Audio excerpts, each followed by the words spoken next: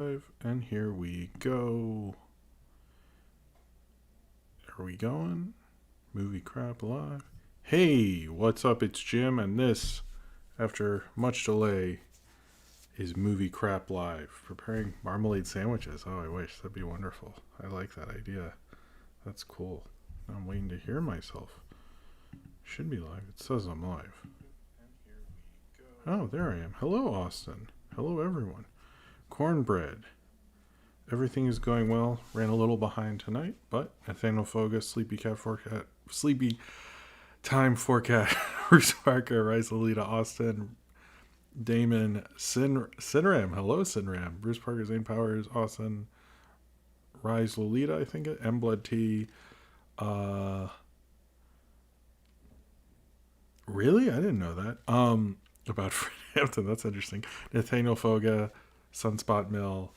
Okay, let's send out the tweet. Man, it's been one of those days. I'm gonna say that right off the bat. Let's get that tab out of here. All right. Whew. Anyway, thank you all very much for being here. Oh, I did watch the MTV video that Sinram made. I tweeted it.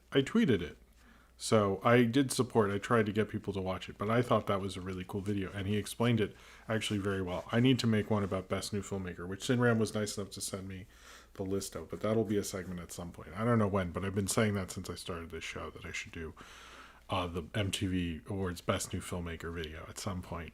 Much like my Oscars comedy or musical video, you should check that out. But anyway, yeah, I'm just gonna. It's been a long ass week for me too.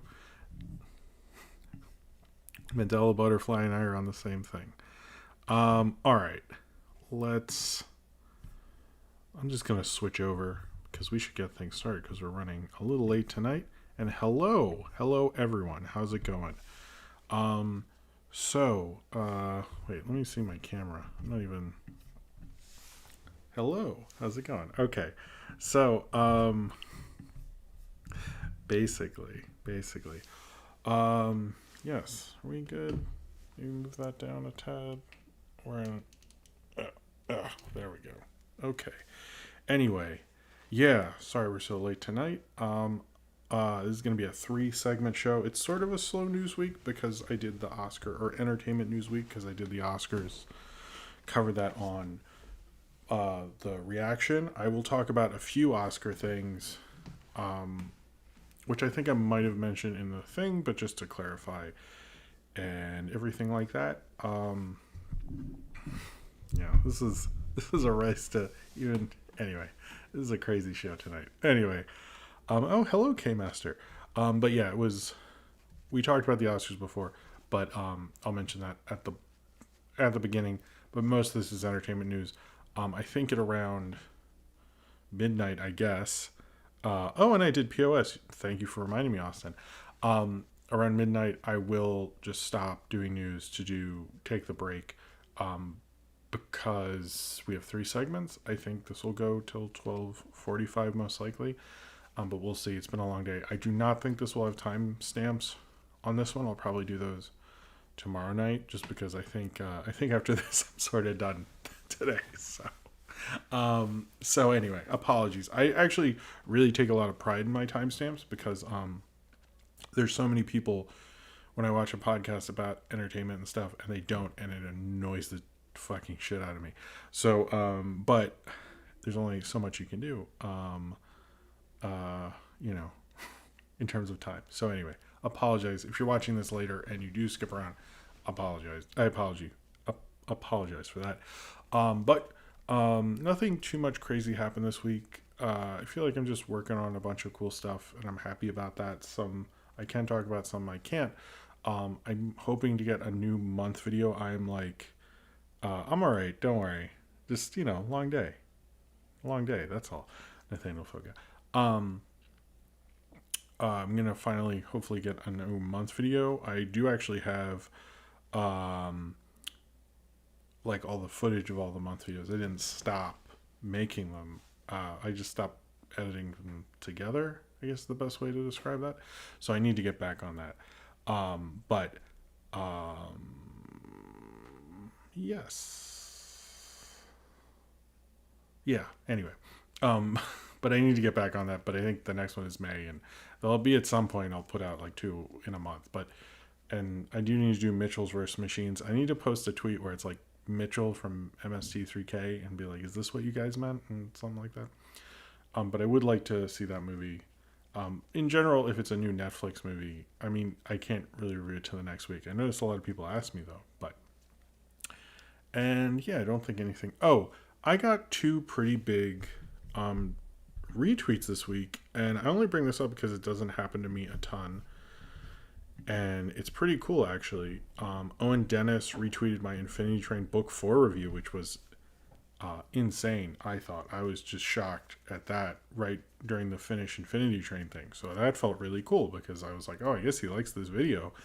And then Gene Goldstein, who did Planet Panic, retweeted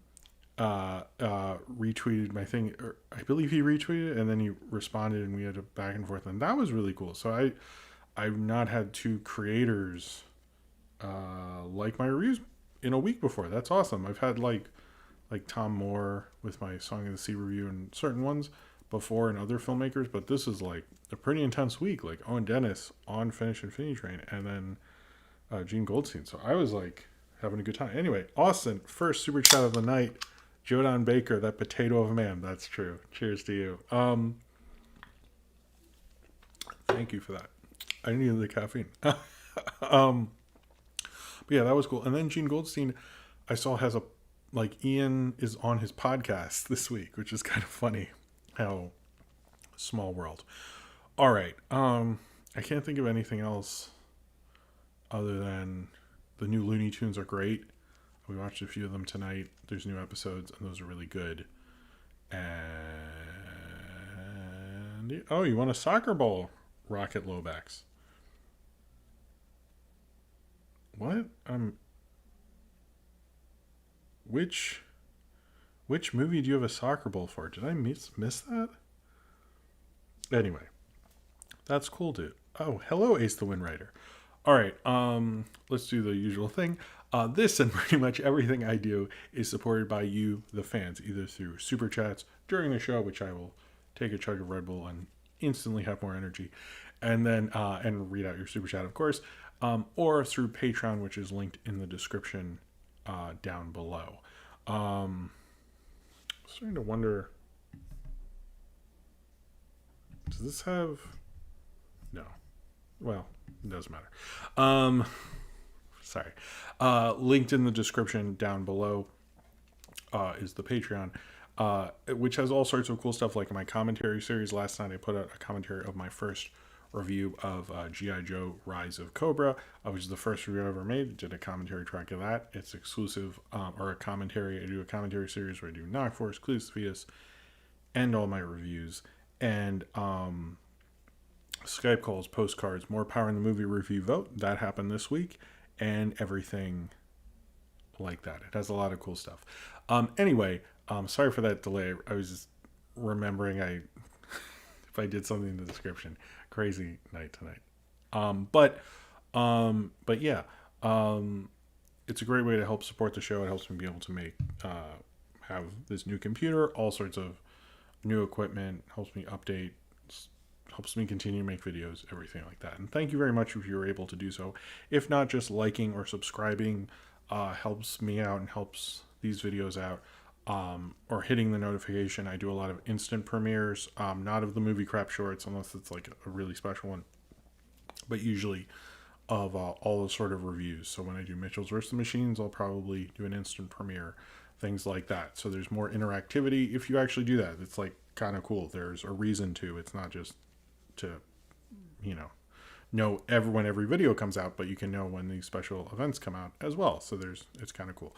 But if you just want to watch, just like watching my stuff in general, I very much appreciate it, and thank you for doing so. Even if you financially are unable to do any of that, I really appreciate just you being here. Thank you very much.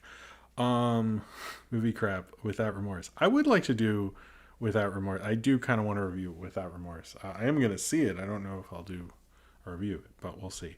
As well as you should go to the Discord, which I should be giving more props to. They do a great job, Austin and Zane Powers.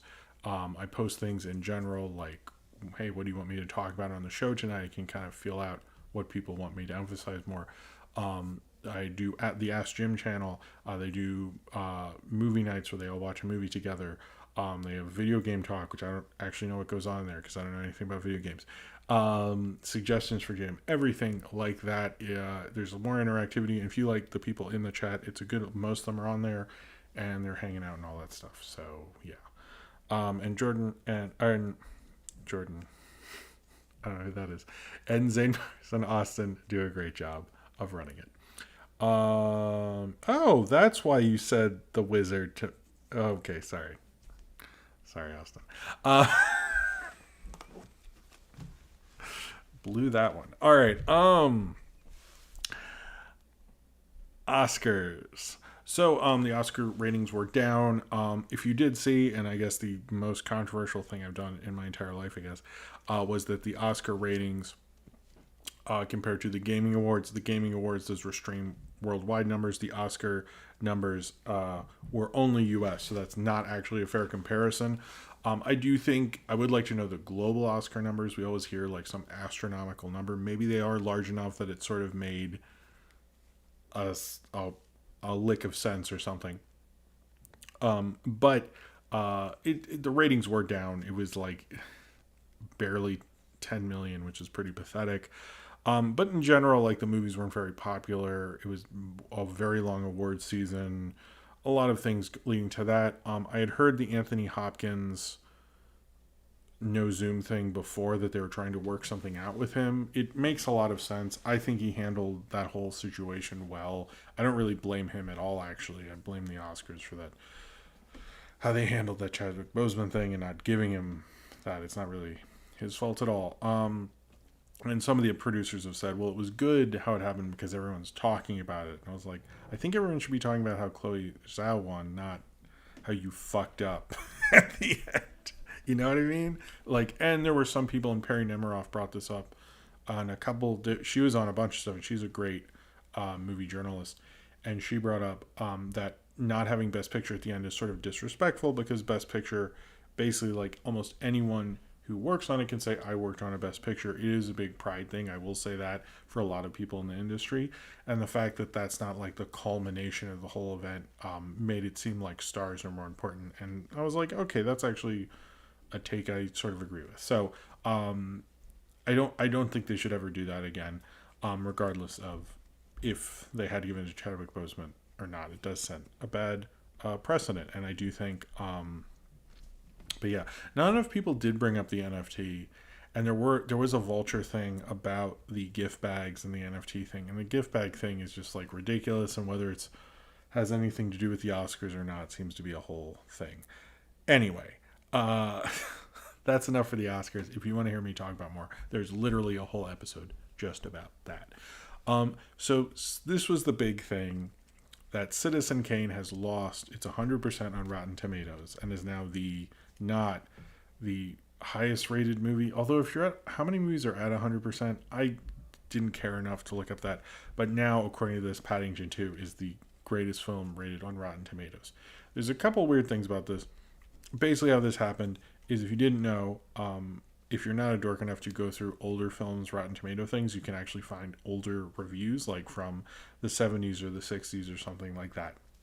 And so someone decided to digitize this 80-year-old review, which was actually from its original release, and put it in Rotten Tomatoes.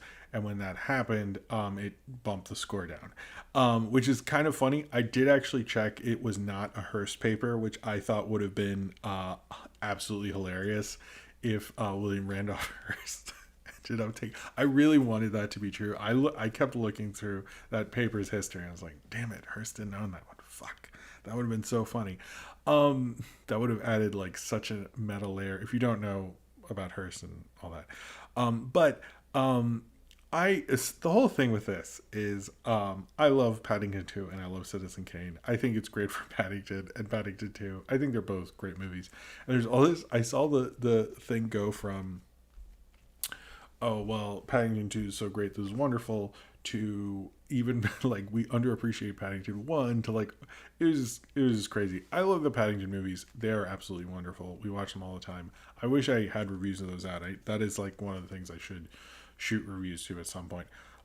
But the thing with Citizen Kane is Rotten Tomatoes, Disney Channel's Zombies 2 also has 100% on Rotten Tomatoes. Toon J723. I don't even know what that is, but that makes sense. Yeah, I don't know if the 100% thing means like I was so confused on that. I'm sure there's like some the rating under 100% that gives it that sort of thing. But anyway, cheers to you, Toon J723. Thank you very much for the super chat. So I get that Rotten Tomatoes means a lot to people. And that's how a lot of people view film criticism, and that's distressing.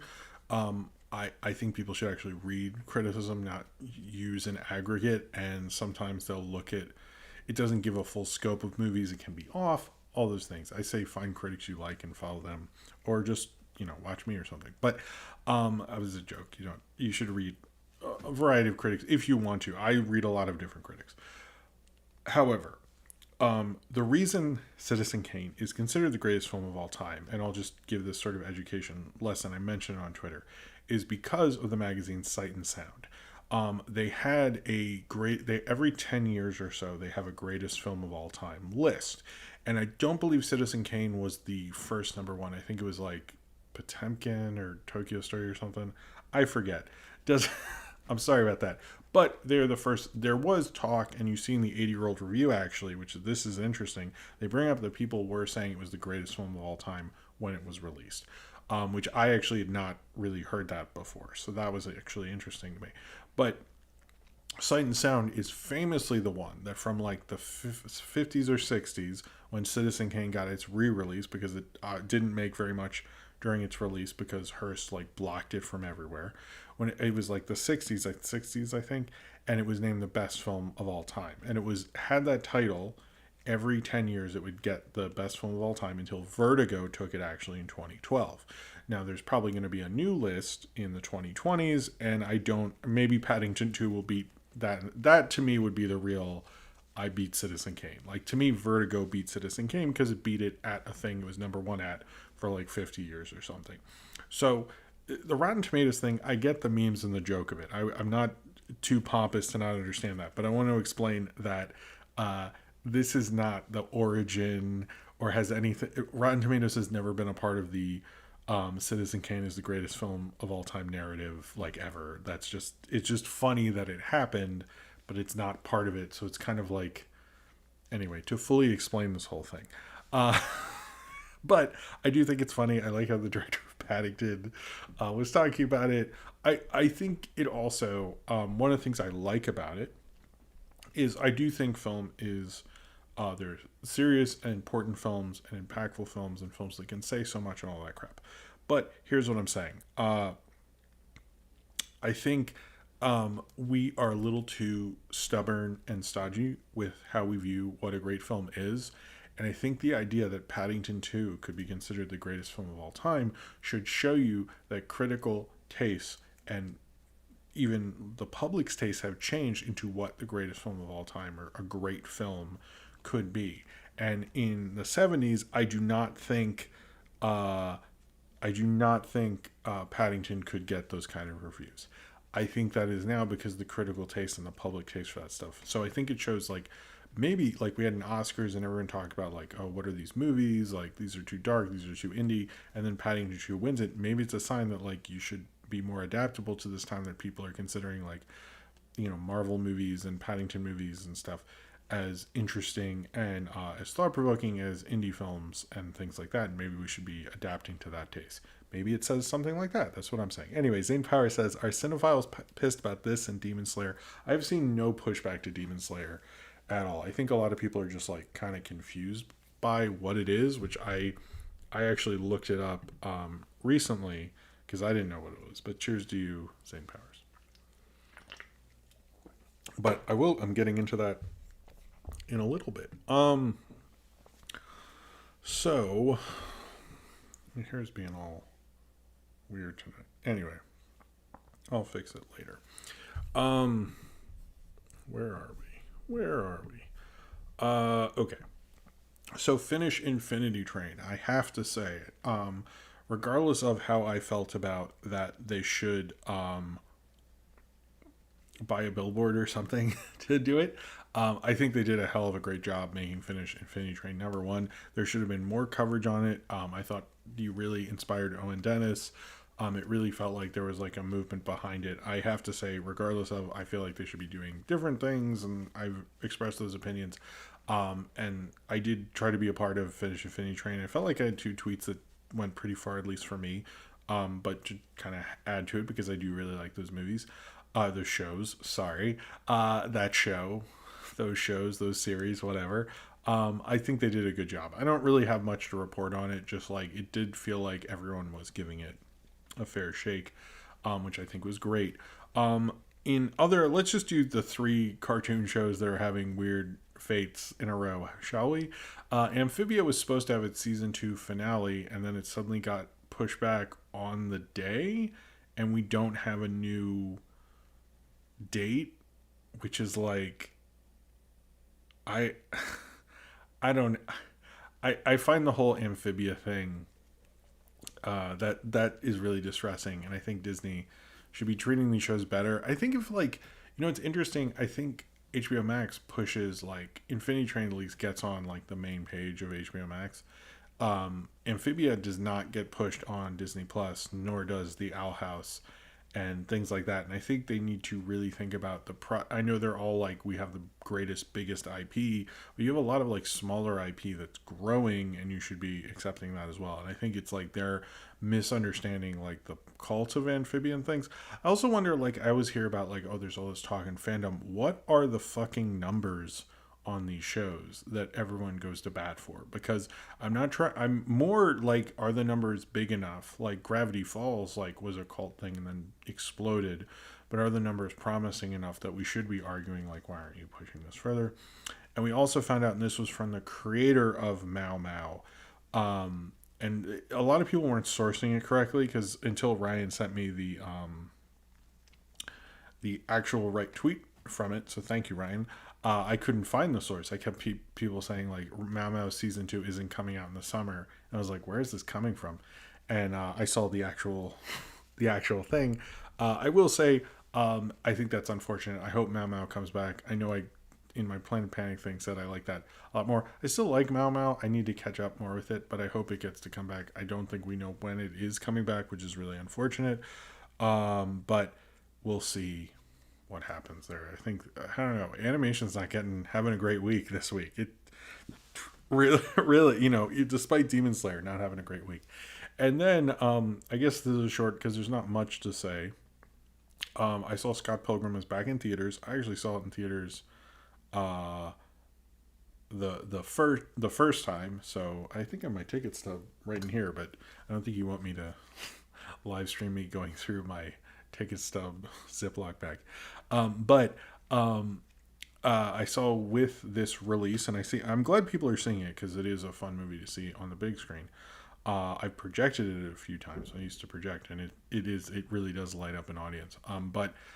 So if you can see it, I actually do recommend it. It's if you're a fan of it, especially. But they're doing a commemorative, of course, NFT. Although isn't the anniversary? No, the anniversary, it was 20. Was it 2010? That was in August. Either way, whatever. Who cares? You can see it on the big. You couldn't have seen it in August. It doesn't matter. It's a stupid thing I just came up with. But the NFT, sorry, the NFT. They're making NFTs of Scott Pilgrim. And what they're doing with most NFTs is they keep saying like, and money will go to the charity. So you guys aren't so mad that eventually the earth will decay inside because we had to make these dumb things. And they just can't seem to get on the path that like no one seems to like these fucking things. I find it really distressing that just like they've corporate America and everyone just hopped on this bandwagon so quickly. I think it's super fucking dumb. I don't think there's anything interesting at all about NFTs, and I don't think there ever will be. And I think corporate America needs to stop. We should just like, if you even get an NFT as a gift, like just like tell whoever gives it to you, just like, I do not want this. Please do not ever put this in my name. Just the more awful we think this is. What is this rock dog thing? I keep seeing people bring up rock dog. I was going to talk about it later, but I just find I never saw the first rock dog. I don't get the... Anyway, moving on. I'll talk about rock dog when I'm ready, I guess. I guess, right? So Demon Slayer. Now the Demon Slayer thing is interesting because I'm aware that there's an anime called Demon Slayer. I was thinking of seeing the movie, to be honest with you, at some point, but I think I've sort of talked myself out of it because I actually found out what... no, I've not seen Rock Dog. I'm sorry. I did not really understand the movie, and I was actually going to ask someone. I was like, "Do you think I should see it?" But I think they would have been like, "Well, it's a culmination of the season, and it's a very popular thing." Oh, Discount Viscount says Rock Dog was legit not bad. Okay, I'll take your word for it, Discount Viscount. Cheers to you. So I don't actually understand, and I haven't looked up. I'm sure there's an easy answer to this. What service the Dragon Slayer show is on? Demon Slayer. I need to stop saying Dragon Slayer. Demon Slayer is on. I'm sure you all know it's like on the Crunchyrolls or the Funimations or whatever. But it's made over. It's like the fastest film to make $100 million in Japan. It's now the highest grossing anime, and I believe the highest grossing film ever in Japan. It keeps getting in the top 10 in America. It's just this runaway huge success. And it speaks to kind of the power of anime and the cult of anime and this whole thing that's been building of making anime an event in theaters, which I was actually sort of against this whole thing. Like, you can only go to a certain time and you all go to make it less available. This seems to be more available, and it just seems to be just huge. I think it's good for theaters to have like a success like this, and it's good for animation because it's an action adult animated thing, and this just shows people that that these things could be successful if they market them correctly. And Hollywood didn't market this. I mean, so I think it's it shows more. I think we should look at this in a hopeful way, because I do think like having an anime property be this popular even here kind of shows me like when they do this with season 2, which I'm sure they probably will. I don't know like what their plans are, but I'd find it to be incredibly stupid after the success of this if they didn't make another one. That this will lead to more of these things being, there'll be more of a path to success. So if whatever the film is that follows up this, that tries the same release pattern, try to support it is what I'm saying. If you can, if you feel comfortable going to the theater, of course. Who knows when we will feel comfortable, which doesn't feel that right now. But it's an amazing success story. I'm kind of glad that we have a cool success story right now. So Ape vs. Monster. I finally saw the trailer. It looks like you'd expect an Asylum King Kong vs. Godzilla ripoff to be. I will say, I did like that they fight on the Washington Monument, which I don't think I've ever seen. Like, that was in, like, Earth vs. the Flying Saucers, which I don't consider to be a monster movie, because flying saucers are ships, although Earth vs. the Flying Saucers is a great movie. I like that movie a lot. However, I did like that the locations were different. I did like that it had a different vibe. It slightly intrigued me. I sort of wanted to see it, to be honest with you. Like, I was actually like, I wouldn't mind this. Doesn't look that bad. I don't know. It doesn't looked fine to me. So I don't know. Maybe I'll see it, but it didn't look as bad as just a cheap knockoff. I was like, I'm down for this. So we'll see. Did I say flying sausage? I thought I said flying saucer. Earth vs. the Flying Saucers. I thought I said flying saucer. Did I say flying sausage? Now I'm not even sure what I said. So in movies that didn't happen news, we actually have 2 of them this week, which was kind of interesting. The Devil's Jesters. What is that? That is the Channel Awesome 10th anniversary movie that never happened. Why didn't it happen? Well, right when they were going to film it, or when they were planning to make it, change the channel happened. So that's why it didn't happen, if you're wondering. Now, the Devil's Jesters was supposed to be because like the Devil's Rejects, Doug Walker's not. It was supposed to be basically like, to my understanding, this guy who's called That Jerk with or the camera. He like really cared about if you say it right, and I still don't know what it is. What is it? That Jerk with somebody's camera? I don't know. He like really cared about that, and I just found the whole thing to be a bit much. I was like, do you really think that that's a thing that... Okay. Anyway, he was on a podcast called The Best Movies... No, How Did This Never Get Made? Which is a different version of the podcast I listen to, which is The Best Movies Never Made. I like not made media, I guess. I don't know if it has a term, but... yeah, but it sounded like a cool podcast. He goes through basically like his whole experience with Channel Awesome and Doug Walker and everything to do with the movie. Some Jerk with a Camera. Okay, sorry, Ryan. I've never actually watched his content. I listened to the podcast. I stopped after a certain point because it's like so much of this gossip and all that stuff. Netbox64. You familiar with 21 Savage? No, I am not. But how about I will listen to them on Spotify and get back to you next week. But thank you for the super chat, Nattenbox64. Cheers to you.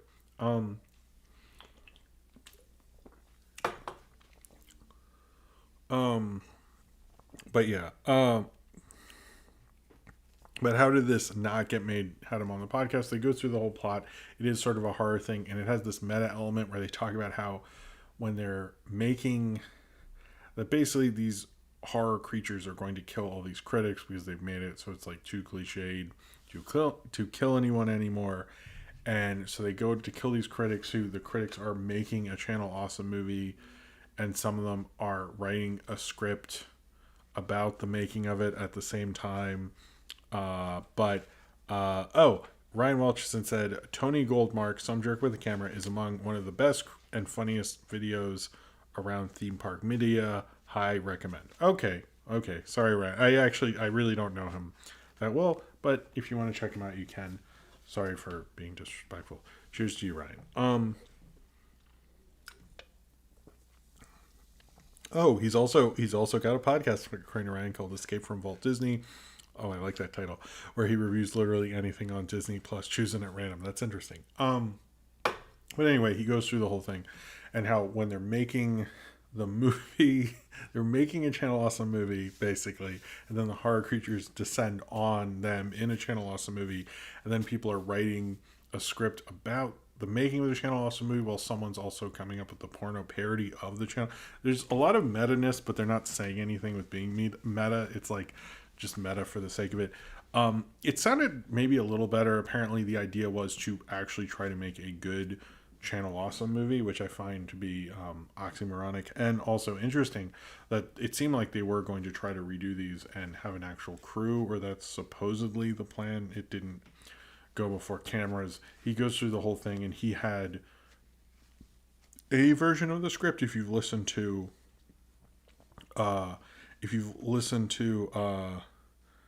the best movies never made podcast, you usually get a draft of the script. You're not necessarily getting the final draft. That's kind of a thing with those kind of podcasts and so forth.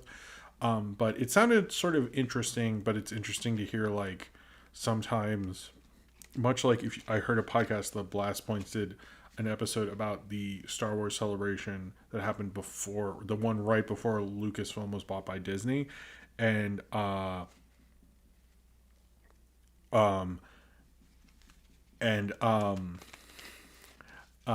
this is kind of a similar thing where it's like, where would have Channel Awesome gone if Change the Channel hadn't happened, or like what was it looking like?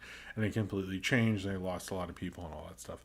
Yes, I'm sorry, I already talked about Demon Slayer. Apologies. Do I think it'll beat Aladdin? I mean, I guess it did in Japan. I don't know, but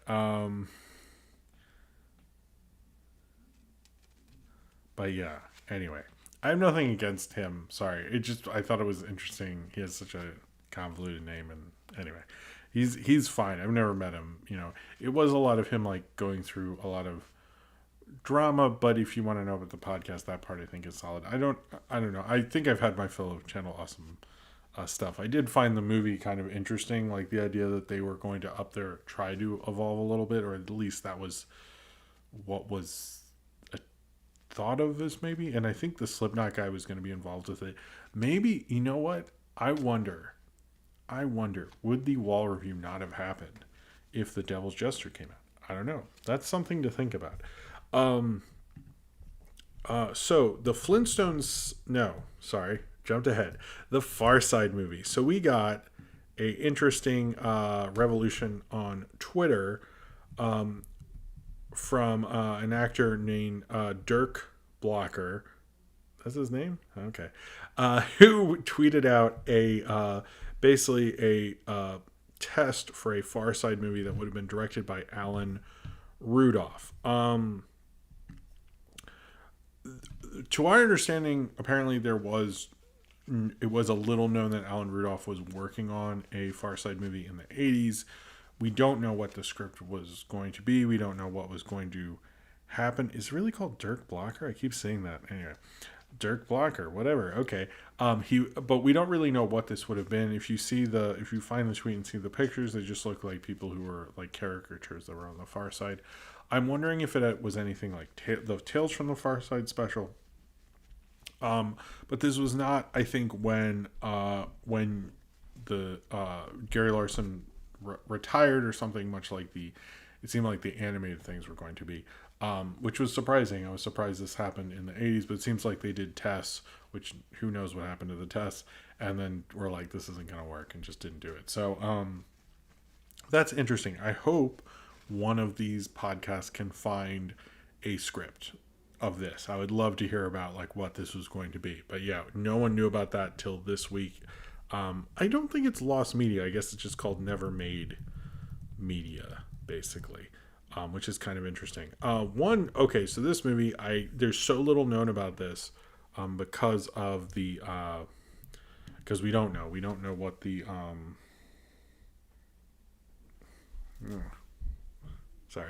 we don't know what the plot is because it's under wraps.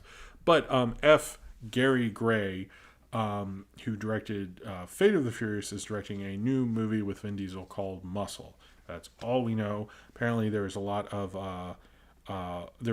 behind the scenes drama on the Fate of the Furious, which all these movie reporters always go. I've always heard like really bad stories about the filming of that, which I always hear them like rumor about on Twitter.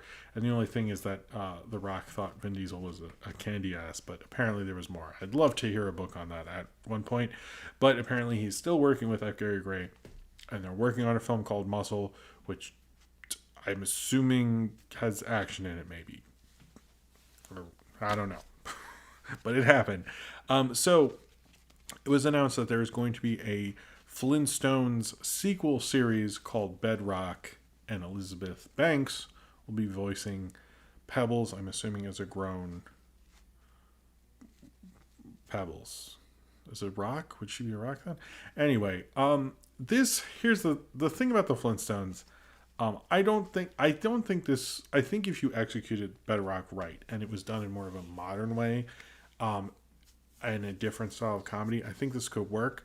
But it feels so much like IP over, like, what's the reason for it? You know what I mean? And I think we came up with this with Bird Girl, and I understand because it's IP and you're taking it from a female perspective, there's an inherent sexism and misogyny in that, but that's not sort of what I'm talking about with this. It's more so that, like, that idea, it's like, why are you expanding this IP necessarily? Like, what's the purpose of it? So I'd like to know a little bit more, like, having a sequel series like now, like, I don't really get it. Like, is it gonna be like that weird Flintstones pilot we got? Is it like the Seth MacFarlane thing, whatever? I just sort of like don't really understand it. I think most people are just looking at BedRock like, why would you want this? The only way I could really see it, oh hey Gary, the only way I could see it, you're not getting that. You'll never get, is that the Gary I think it is? If it is, that Dark City DVD is mine forever. You'll never, I'm gonna watch that commentary, Roger Ebert commentary till I die. I should have it out as a prop next time, like that, and the time I'll I'll get my Cleese the Fetus shirt out. Anyway, sorry. I hope that was the right Gary. If not, I feel really stupid. But yeah, so BedRock. Oh, are they retconning the Pebbles and Bam Bam? Oh, I dropped all my stuff. Hold on.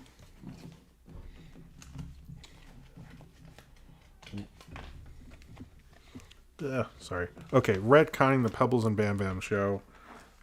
Everything's falling over. This is quite a night. I guess they are. Cheers, Tuesday Powers.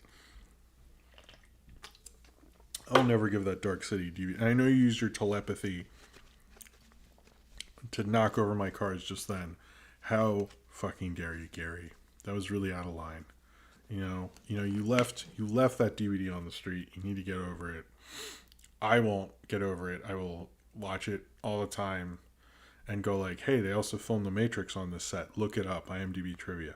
It's not just for like these two people were in a superhero movie thing, which it pretty much is now. Anyway, I don't get the BedRock thing. I don't really understand it.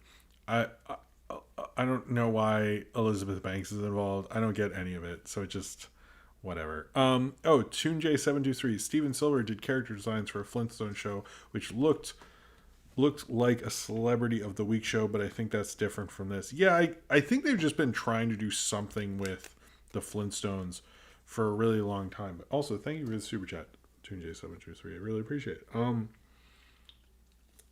I think they really want to, but to me, it's like, why don't you just restore the Flintstones and have it on HBO Max and like just give it a good re-release? I think that would actually do that. But Discount Viscount, do the Jetsons still coexist with the Flintstones? I mean, I don't know. I don't know if they retcon that. I think the problem with the Jetsons, and hear me out on this, is the Jetsons are clearly not working class because they literally live above like the pollution. They live like that high. And the Flintstones are men of the people. They're the honeymooners. But the Jetsons is not based on the honeymooners. So by default, we should rise up and kill the Jetsons, is what I'm saying. I think we've all been thinking it, and I think we should be saying it louder, frankly. We should be demanding George Jetson's head on a spike. Anyway, oh boy. So, did I cheers to Discount Viscount? If I didn't, cheers to you. I guess they do coexist, and I hope Pebbles, you know what? Actually, I take it back. I want the reboot. I want Pebbles to start the revolution to kill the Jetsons in the future because she knows they will destroy the earth with their upperclassness. Cheers to you, everyone, I guess. And Discount Viscount. All right. Eat the Jetsons.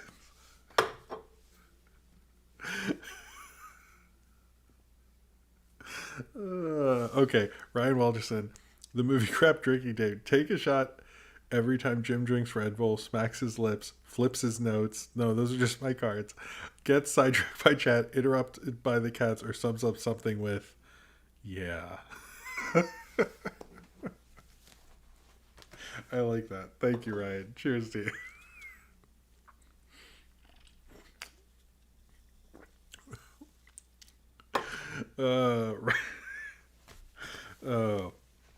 Yeah, that is the show.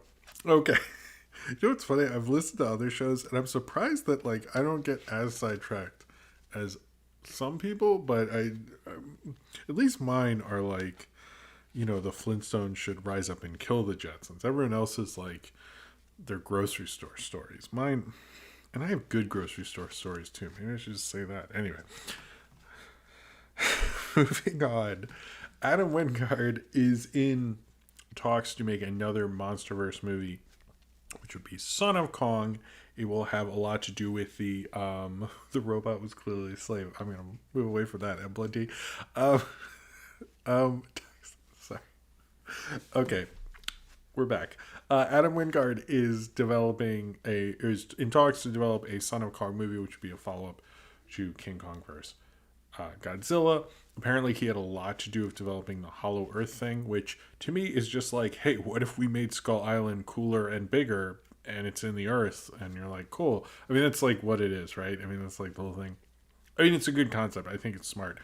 I like the Hollow Earth thing, to be honest with you. But especially because they fucked up Skull Island. So, and I think it works a little better because Skull Island was a concept that worked better in the 30s than it did now. So, but yeah, he's apparently in talks to develop it. This means he has three. If this happens, he has like three things in development: a Face-Off movie, a Thundercats movie, and Son of Kong. It seems like they want to do Son of Kong. Sorry, Zane Powers says, Jim, will I not be spared in the Jetsons revolt? Zane Powers, are you from the future? What is your relationship with the Jetsons? And I want you to be clear on that before we start the revolt, because I feel like we have a traitor who works for the Jetsons. That's just all I'm saying. Let's get Eat the Jetsons trending on Twitter. Oh my God. I wish I had that kind of power. Cheers to you, Zane Powers.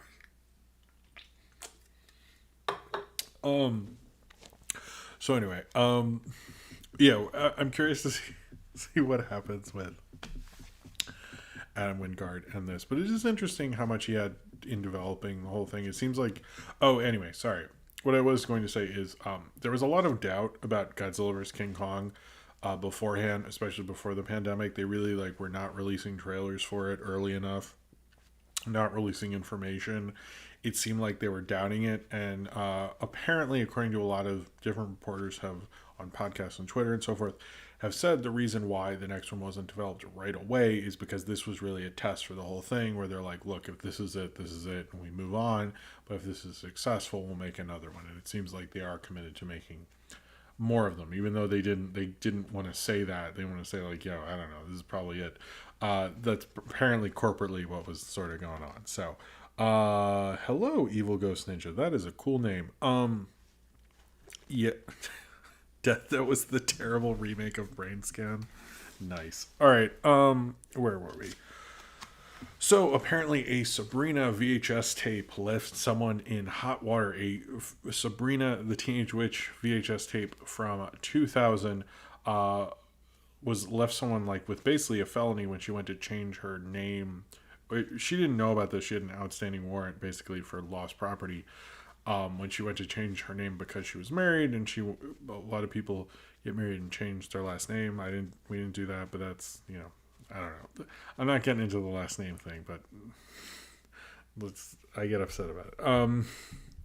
But anyway, I don't agree with it, but that people do that, and that's up to them. But okay. But anyway, this woman was charged. It was a 21-year-old VHS tape, and it was a copy of, I guess, a tape of Sabrina the Teenage Witch. And whoa, we have 2 super chats in a row there, so I should answer these. Nathaniel Focus says the Jetsons had been dead ever since their movie adaptation came out, unless you want to count that bizarre WWE crossover that came out a few years ago. So basically what you're saying is my reboot would make the property matter again. Thank you. Hit me up, Elizabeth Banks. Let's make my idea of Pebbles leading a social revolt happen. Cheers to you, Nathaniel Fogo.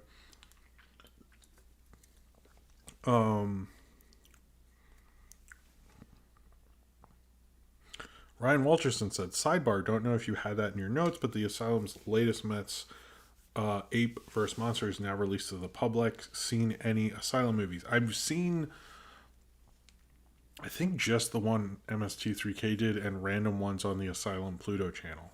So I would say those would be the ones. I didn't know it was released that quickly. That's insane. I'm assuming they had it in production before because they're Asylum and they think of those things. But I didn't realize that. If I had the time, I'd review it, but I feel like there's not. I don't think I'm the bad movie person like that. But anyway, cheers to you, Ryan. But the only one I'd say I'd seen is the Pacific Rim one. I've seen 20 minutes of the snake. Was it Snakes on a Train? And I've seen 20, 30 minutes of a random one on the Asylum Pluto channel. Which, yeah, you could be watching an Asylum movie anytime you want on Pluto. It's a great thing. Okay, and then we have, more super chats. Thank you, everyone, for this generosity. Tune J723, Bill Spacely, or Ip Arc, what? Eep, Bill Spacely, Eep, Oop, Orc, I'm not sure what I'm doing there, but cheers to you, Tune J723. And we've killed this Red Bull. And Austin will open the next one. Elroy and Austin will fight in the Thunderdome. I love that. Thank you, Austin. Cheers to you. Oh, and I need to hurry up. Okay. So it was this 21-year-old tape, and basically, she had serious consequences because when she was getting her driver's license after getting married, she had it was felony embezzlement for a 21-year-old VHS tape. But here's my favorite part about this is so she actually explains how this happened, and the video store that they rented for is obviously like closed because duh. Here's her quote. First, she says, "I didn't deceive anyone over Samantha the teenage witch. I swear," which is like, wow, there's like nothing more to say. How you were clearly innocent. But here's the quote is, and how this happened. I lived with a young man. This was over 20 years ago. He had 2 kids, daughters who were 8, 10, or 11 years old. And I'm thinking he went and didn't take it back or something. I had never watched the show in my entire life. Just not my cup of tea. Meanwhile, I'm a wanted felon for a VHS tape. So basically, apparently, if you didn't return those, I didn't realize a video store would do that. That's the part of the story that I kept not seeing is how come nobody mentioned to like the video store, like, why were you putting out felony things? Like, that seems to be is it the classic Jetsons? See, I haven't watched the Jetsons in a long time, guys. I've probably seen them all. I remember looking through an episode guide and I was like, yep, seen that one. Yep. I remember someone when I was like in middle school was like, yeah, Elroy wears diapers. And I was like, never respected Elroy after that. So he was like still wearing diapers. Anyway, I don't know how true that is. I remember that. Yeah, but I think somebody should seriously like if you're someone should look into like whoever managed that VHS store. Like that's too extreme. Like that's why you keep their credit card on file. You just charge them the full amount. Like, or maybe he wouldn't. I'm curious more of the backstory of this. I believe her innocence, by the way. All right, so the Noid returned in a Pizza Hut ad where they use kind of a robot car to deliver pizzas, and the Noid's trying to stop the robot car. Hear me out on this. I think the Noid's the hero because fuck robot cars. And he is clearly an environmentalist who realizes that this robot car is like the NFT of automobiles, which are already the NFT of real things. I don't know. But the Noid was trying to do good. I think the Noid knew these robot pizza delivery things are evil. They're going to cause massive unemployment and they need to be stopped. So really, I'm just saying elect the Noid. Write him in next election. Vivo, which we saw a trailer for, which looks really cool, is coming to Netflix. The trailer is just like we see the monkey singing like Lin-Manuel Miranda, and we're like, okay, cool. I'm not surprised Sony's doing this so much with Netflix because I think one of 2 reasons, and I've heard people mention this with Disney Plus, and I kind of think because the deal is that's the release window. It didn't say anything about original movies in that Disney deal. Did you notice that? I think what Sony and Netflix are doing is Sony realizes because we don't actually know how much they got for Mitchell's vs. the Machines. We don't know how much they got for everything, all the other Sony animated stuff. So I think what they're doing is pretty much because Netflix wants to get more attention for their animated films, they're sort of siphoning off their animation studio just straight to Netflix. But I'm curious, Vivo going to Netflix, I think that's an interesting move. If you saw that big Netflix trailer this week, that was part of it. I believe it was part of it. It's like the NFT of transportation. Nice. Reza Lolita. Is it Reza Lolita? Am I saying that right? Please let me know if I am. Another round, which won Best International Film at the Oscars, because that's what we call it now, has been optioned for a remake for Leonardo DiCaprio's company. Yeah, it's kind of lame. I hate when these happen and people are like, oh, it'll give more exposure to the foreign film. Has that ever worked? That doesn't work. They're just lazy screenwriters. Like I miss the days where people would just rip off foreign films and then be like, no, we're not inspired by that. I mean, I may have seen it. They now we just like buy the rights. It could be interesting. I didn't see another round, so I can't really say too much, but it did feel a little lame, to be honest with you. I think DiCaprio could do better. Rocket Duck 413 says, I still don't understand what an NFT is. Listen to me on the POS podcast. Not to me. I mean, I was on it. The most recent one, Tommy Oliver actually explains it rather well. It was like the first time I actually understood what an NFT is. So if you're wondering, I would recommend that actually. Tommy Oliver knows what he's talking about when it comes to technology. And cheers to you, Rocket Duck. Cheers to you. Thank you for the super chat. If anyone's drinking along, I would love to know reaction drinking along to Movie Crap Live. I don't think anyone would watch that reaction. I think that would be the worst reaction in the world. People would be like, who the fuck is this? Movie Crap, what's it? Okay. For this, I barely knew her.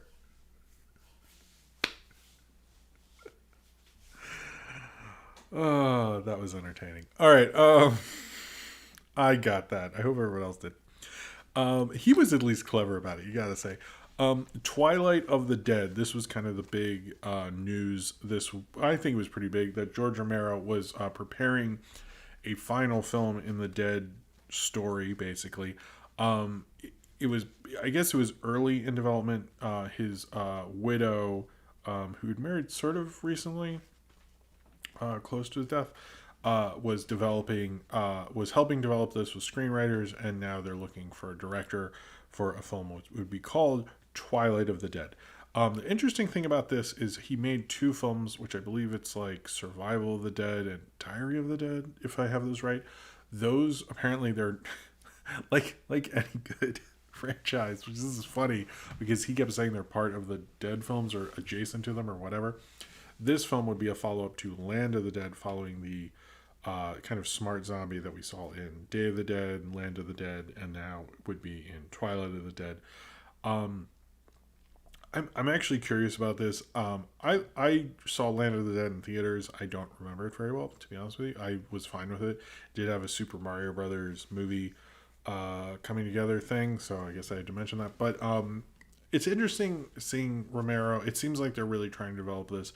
I think there's enough love for him. If I was a streaming service, I would buy this up because the Dead franchise, I guess is the way you call it, has a lot. Like if I was Shudder, I would spend top dollar on this, because saying like this is the final George Romero film and you get a decent director, I think that could really be cool. I don't know if you get Leguizamo back or whomever else is involved, who's from Land of the Dead or the other things, or who's still alive from even Night of the Living Dead or something like that. I don't know the script other than that's a follow to Land of the Dead, which I find really interesting that he's discounting those other two, but I never saw them. I know some people have. I'm kind of curious too at some point, and I do want to review Day of the Dead and Land of the Dead at some point. So I hope this gets made, to be honest with you, but anyone I know who saw those two after Land of the Dead never liked them and kind of felt like he shouldn't have been still making them. So it didn't seem to do well. But I do think like this would be a real get for a streaming service. So I think they should do it. We also found out that Finn Wittrock, I guess, is going to be starring as Guy Gardner in an HBO Max Green Lantern series. The confusing thing about this is I keep hearing reporters say he's one of many Green Lanterns, but then if you read anything about it, it kind of just describes the Guy Gardner storyline. So to me, it feels like this is just a Guy Gardner show, but I don't know the full thing about that. It seems confusing, but it makes sense because they've really not done a good job with the Green Lantern franchise, and it is one of the biggest comic franchises you can think of. Zane Power says the Dead franchise isn't dead just yet. Sorry. Cheers to you, and you're right. All right, let's get to... I don't think I have a ton of Mystery Science Theater updates before I get to trailers and stuff. We have a lot of them. And then I think I might just get to... Yeah, well, let's see where we are after trailers and stuff, because we're running low on time there. At least that's how I feel right now. There are not many Mystery Science Theater updates. They are doing like streams where they'll like kind of give commentary or riff along to older Mystery Science Theater episodes. A lot of the newer cast, Mary Jo Pehl was there, Felicia Day was there, stuff like that. So if you're interested in that, I would check those out. It seems like they feel like they're going to break their goal versus last time. We'll see, but in terms of like they've showed the analytics and stuff, it seems that way, at least right now. So that's good. Seems like they'll be able to make all the episodes they want to, and they have done testing apparently and stuff. So they're actually, Joel has already said they're going to start working on new episodes as soon as the Kickstarter is over. The Kickstarter is their priority.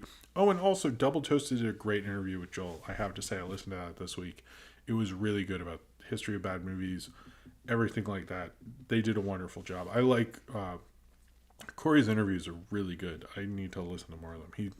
Between his Stuckman interview, AVGN, and Joel, I've listened to all of them, and they've all been really good. His Stuckman interview, I think, was really good. I mean, he really that was a wild ride. Let me tell you. As you all probably know at this point, we talked about that forever ago. So Rock Dog 2. This seems to be the trailer everyone wants me to talk about. Again, I never saw the first Rock Dog. This is about Rock Dog is opening for a pop star, and there's something to do with the Alps or something, and then someone's going to steal his Rock Dog powers, and he sort of sells out. So I guess Rock Dog sells out, or maybe he buys in. I don't know. Anyway, here we go. Ryan Walterson says, Dawn of the Dead, of the War of the Worlds, of the Planet of the Apes, of the Clash of the Titans, of the George of the Jungle, of the Return of the Jedi, of the Children of the Court, of the Eternal Sunshine of the Spotless Mind. There we go. Thank you for the very generous super chat, Ryan. Everyone should follow Ryan on Twitter, and cheers to you. Thank you very much, man. You talk with Matt Fogel? Okay, I need to listen to more Double Toast interviews because I quite like them. That was very nice of you, Ryan.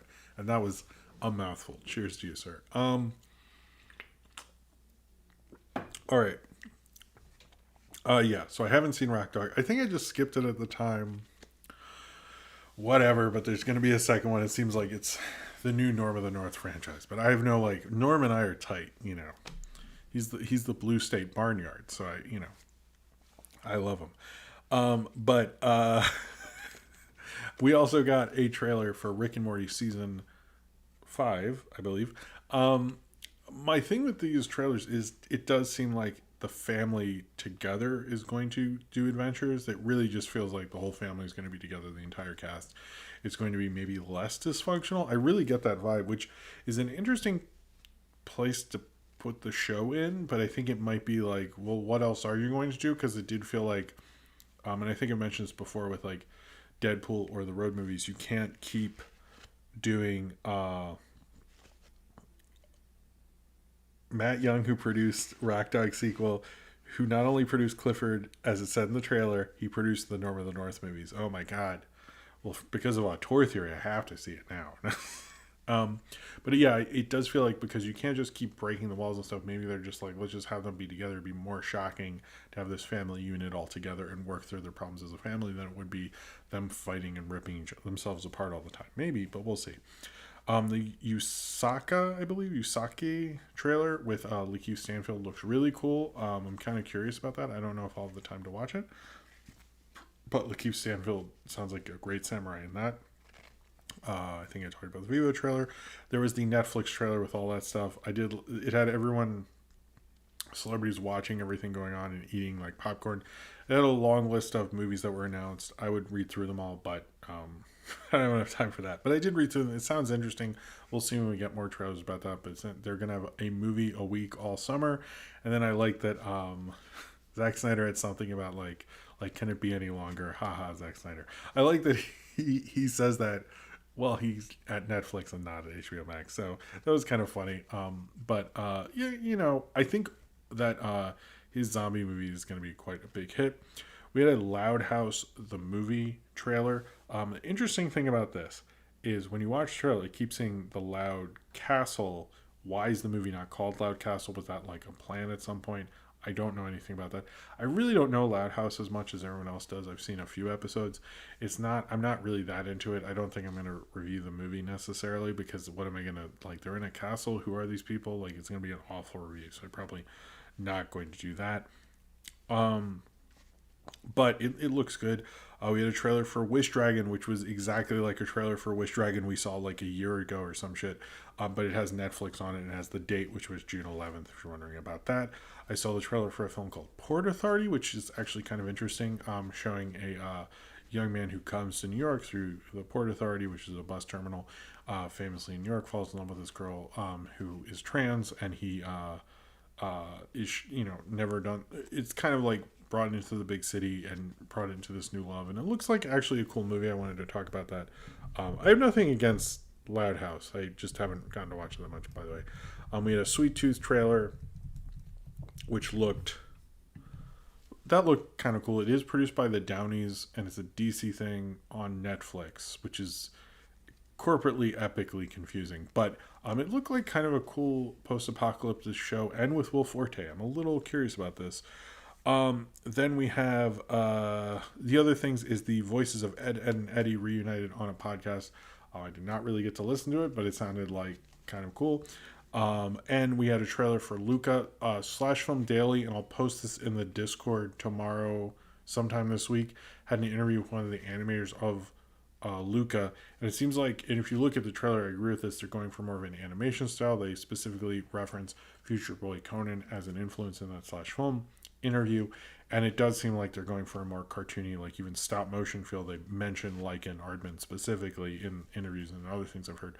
So I do like where Pixar's going, because it seems like they're more open to different animation styles, and I think that's because of the leadership of Pete Docter.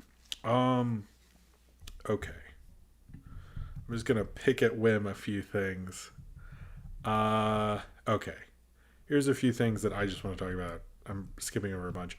Judd Apatow, life has many doors, Jim Boy. True,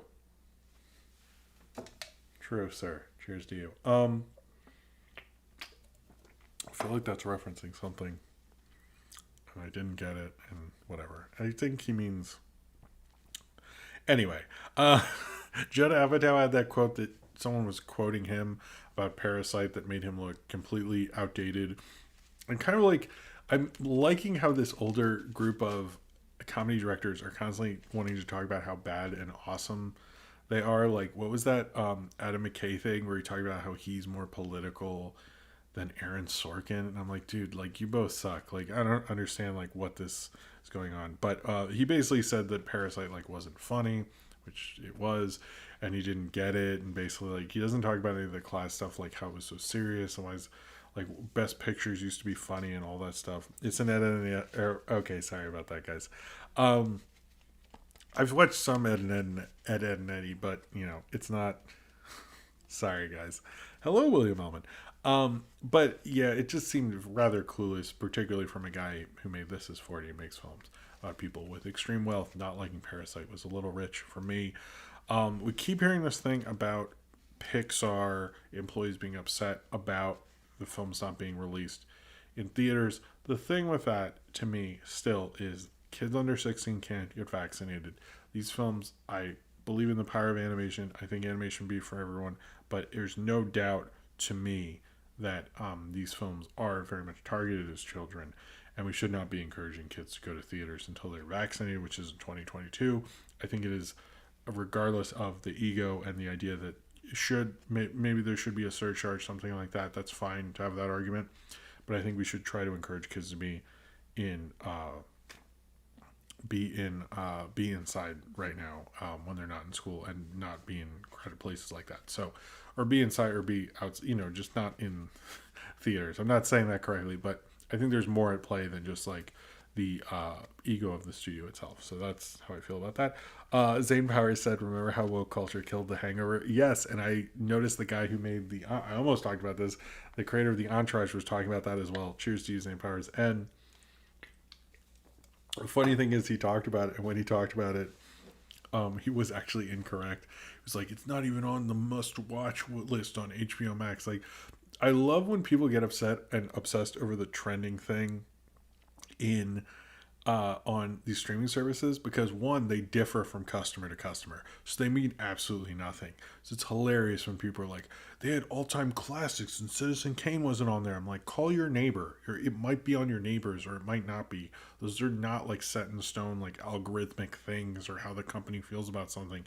it's also like the Entourage is like very outdated. It's like just do, and then he got upset that his pilot didn't get picked up. It's like you're a millionaire. Like make your own fucking show with your own money.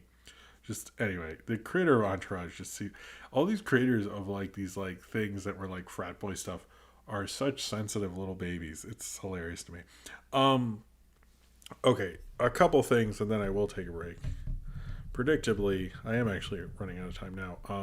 Things that I do for real want to talk about is Masters Universe lost its lead Noah Centineo, which pretty much means the Masters Universe movie is still not happening. Not too surprising. I don't think it was probably working out for him. I think he probably just wants to be a Netflix actor and not be dealing with Masters Universe at this point with Sony. Um, AFI is going to have launches a viral gallery of Robert Osborne introductions. I noticed right around then that HBO Max has some of the introductions of Robert Osborne. There are like so many films, and he did a really great job on them. But they're going to have more of them out there. It seems like there's more of an attempt to actually release some of these other than like random ass clips on YouTube because Robert Osborne was very much part of my film education. He did a great job between the essentials, between his own things, between his own interviews. He was really great. I love Robert Osborne, who was the host of Turner Classic Movies until his death. But he's wonderful, and I appreciate anyone who's going to restore his work because I think he did a lot of great things for film education, particularly like I know myself or Be Kind Rewind or like anyone who's talking about classic films. We all learned from him. We are all influenced by him. If you watch Turner Classic Movies, unless you didn't like the past year or whatever, you were influenced by Robert Osborne. He was a great talent and one of the great all-time great film historians as far as I'm concerned. Tubi, I'll just talk about the Tubi thing and then the one, I believe the one Obit. Nobody, please let me know if there's I'm wrong about that. So Tubi, first off, is going to be making more original content. It seems like Fox is prioritizing Tubi. I know in New York, like when you walk by Times Square, sometimes they'll be plastered with Tubi ads. Seems like they're really selling Tubi right now. They really want because they know it's free and it's making a lot of money and all that stuff. My other thing with Tubi is so I do a what to watch, which Mr. Coat is on tonight, which is it's really cool to have him on. Um, but the thing with the with Tubi is I went there and it has like an age like a age thing, and the problem with it is like I couldn't scroll down the year, so like when I went to like hit my own year, it just hit 2020, and then I hit submit, and then it would only let me watch kids content. So it I don't like that at all. I probably just need to make an account at this point. They've just basically forced me to with their stupid age thing they put on. But I do like Tubi. I am wondering, and a lot of people wondered how long Tubi will stay this interesting, weird place of like random ass things that just have, that they got the rights to that never had, it was never on VHS or barely released or something like that. I'm wondering when that runs out. I know they recently got all of Fantasy Island and things like that. But we'll see what happens with Tubi. But it does feel like they're getting more. Fox is prioritizing them a little more. This is the Fox that Disney doesn't own. BT Dubs. All right. So before we go, the one I think Tubi will continue to be free because Tubi and Pluto. I keep telling people the free streaming space is really the more interesting one because they're like Viacom is shutting down every streaming service that isn't Pluto. So I would assume that a lot of these places are starting to realize there is a marketplace for it. I'm curious what that marketplace is going to be. And I think Tubi and Pluto are the ones figuring it out because they're realizing that. And I kind of thought the internet would work like this back in the day, is if you have enough of these smaller brands, like I talked about how cult shows mean the world to these streaming services, but if you have enough people saying, hey man, Tubi's got this movie we've never been able to see, everyone's going to flip out and go watch it. So I think Tubi, it's really worked out for them. It's worked out for Pluto because you can just put on Mystery Science Theater anytime you want. You can put on an Asylum movie or a 70s blaxploitation film. So I think it's worked out for them in that way. All right. So the one obituary is Olympia Dukakis, who was the mother in Moonstruck. Moonstruck, in my mind, is one of the great romantic comedies of all time. She did a great job in that. And anyone who acted that, like, there is a scene at the dinner table, at the breakfast table, or the kitchen table. There's a scene at a table. Sorry. Tubi and Pluto are like the names of someone's dogs. That's true.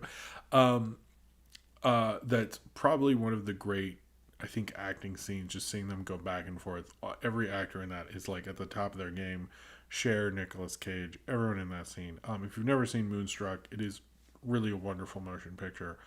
And she was really great in it. And it's sad to lose her because every time I've watched that movie, I've had a great time. And I really do think it's like one of those, that's a really good movie night movie for the family because it's just like, it's a fun movie. You all laugh, you have a good time.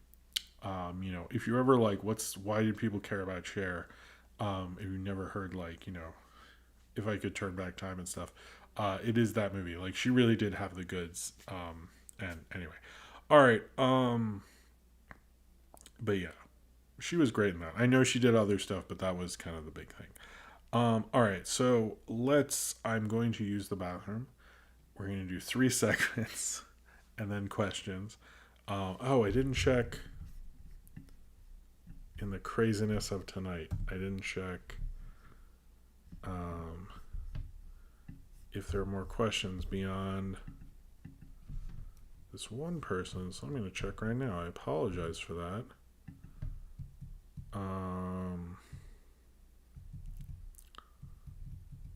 Okay. They're from Nathaniel Foga. Okay, I have that ready. Sorry, Nathaniel Foga. I almost missed your questions.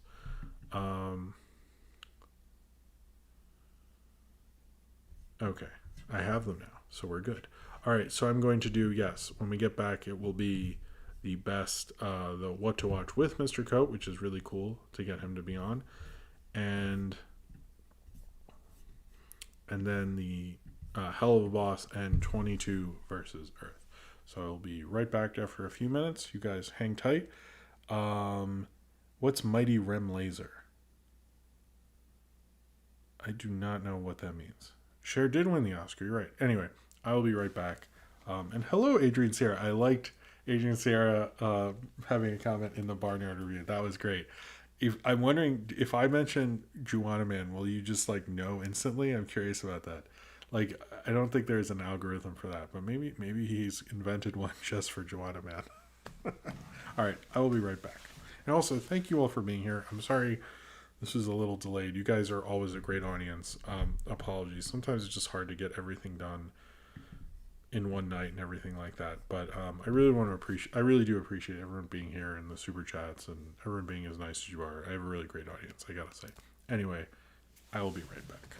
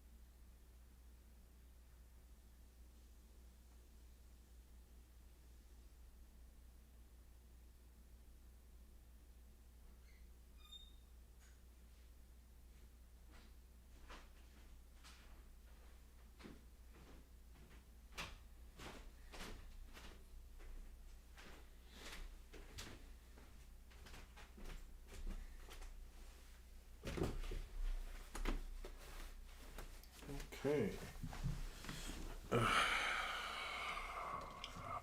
It's okay if people. Sorry, it is a bit later of a show, so that's why. Um, I can answer your question now, Jordan Slothful. I'll just answer it. Did you do that?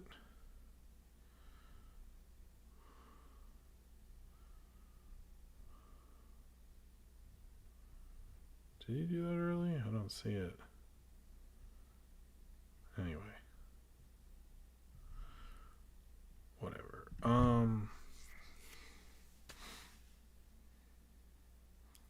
Oh, nice song suggestion. That's interesting. I like that. All right.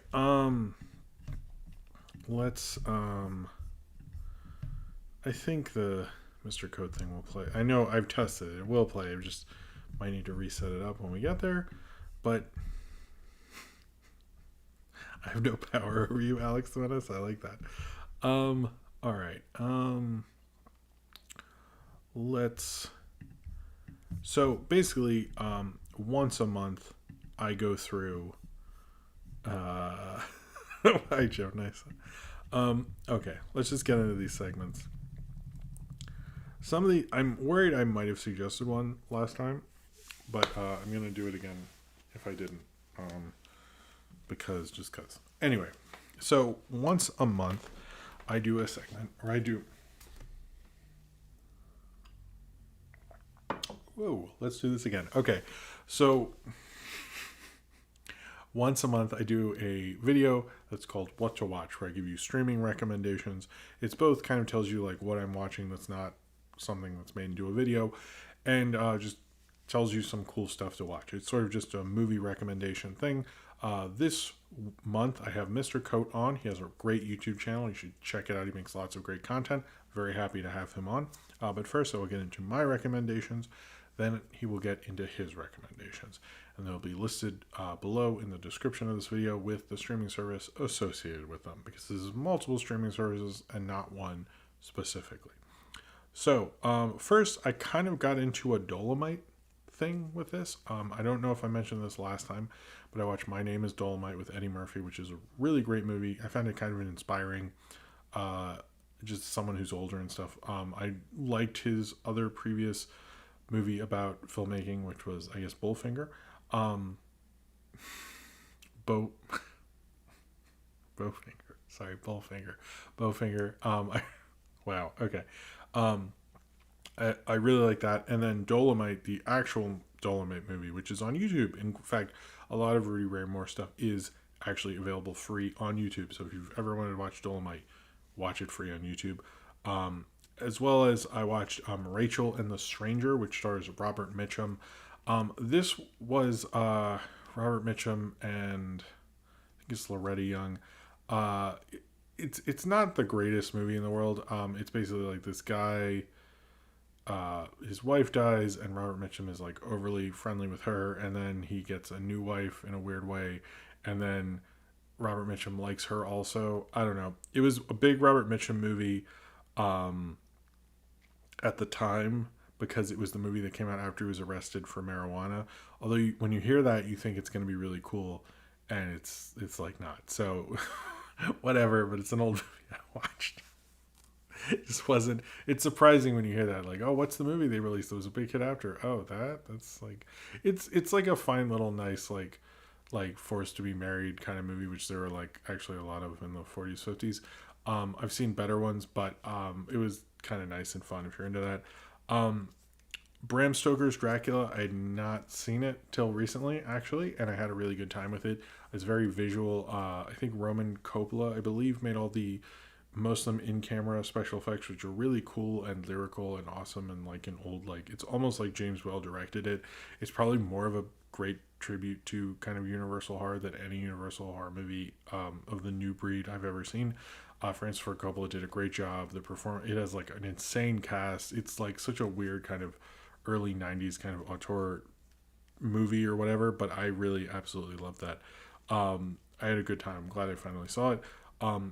Adam Ruins Everything, which I think I've said I'm a big fan of, is actually on HBO Max. You should check it out. I would just start wherever you can. I think it'd be really cool.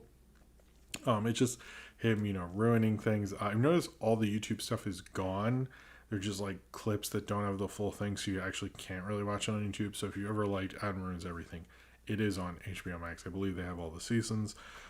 Cleo from 5 to 7 is one of the great French New Wave films that people don't talk about enough. It's basically about a woman who feels like has a deadly diagnosis and has this day where she's not sure if she's going to live or die or something. It's actually really cool. As well as, and I think I recommend this one almost every now and then, but HBO Max does have Reno 911. You can't go wrong with Reno 911 in general. Extract is on Pluto. It is the Mike Judge film nobody remembers. I had a weird fondness for it a little bit. Also has Ben Affleck as a bartender for no reason. I don't know. It is like the one Mike Judge film nobody has any cult for. But if you're like, hey, I'd watch a Mike Judge movie randomly, then Extract is for you. They also have The Truman Show, which is a great movie about reality TV, which I'd love to rewatch. Maybe I will because it's on Pluto, but I wanted to recommend it as well. And Son of Rambo, which is also on Pluto, which is a great, like, kind of cool film about, like, making movies and having fun and all that stuff. And it's just a wonderful little film. I have caught up with the season two of Hilda. We've been watching that a lot in this house, so I'm just going to say season 2 of Hilda is great. I feel like you knew that. I didn't see as much reception as the first season of Hilda because they can't put out at, like, a crazy media time, but Hilda in general is just a wonderful, great show.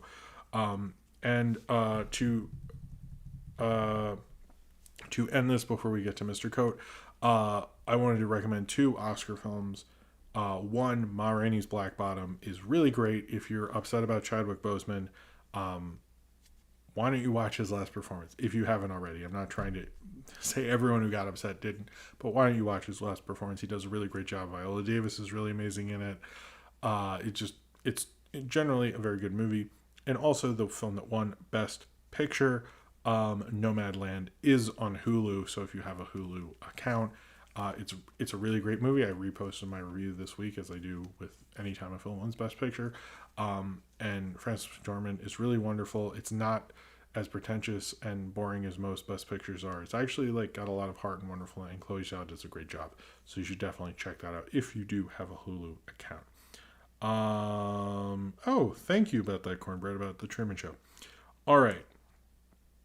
Let's get into Mr. Coat here. Where are you? Let's figure this out. Let's go here.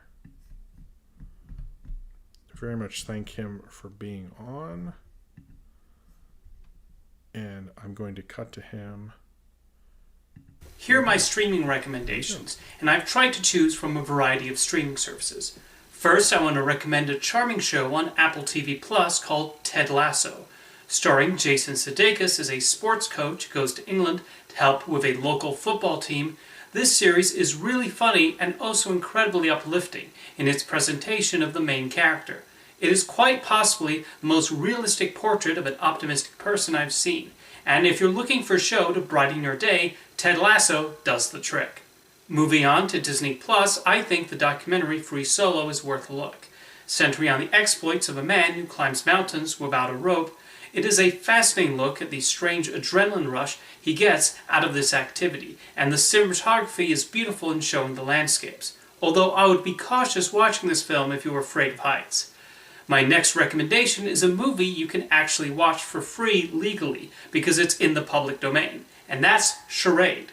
Directed by Stanley Donen, who also made Singin' in the Rain, and starring Audrey Hepburn, Cary Grant, and Walter Matthau, this is a really fun and breezy caper, with a lot of clever twists and turns, smart dialogue, and great location shooting in Paris. It's often described as the best Hitchcock movie Alfred Hitchcock never directed, and I'll call that an accurate description. On Netflix is Craig McCracken's newest animated show, Kid Cosmic. Heavily inspired by comic books, there's a lot of enjoyment out of watching the dynamic between the characters as the leads come across stones with magical powers. McCracken sought to make a show that was the opposite of the Powerpuff Girls, where the heroes learn to resolve conflict with their hearts and heads rather than their fists. It's definitely an example of what makes McCracken such an imaginative cartoon creator. Finally, on the Criterion Channel is Watership Down, Martin Rosen's animated film about rabbits trying to survive. It's a beautifully drawn film, although not without its dark moments, and it's held up really well since its release in 1978.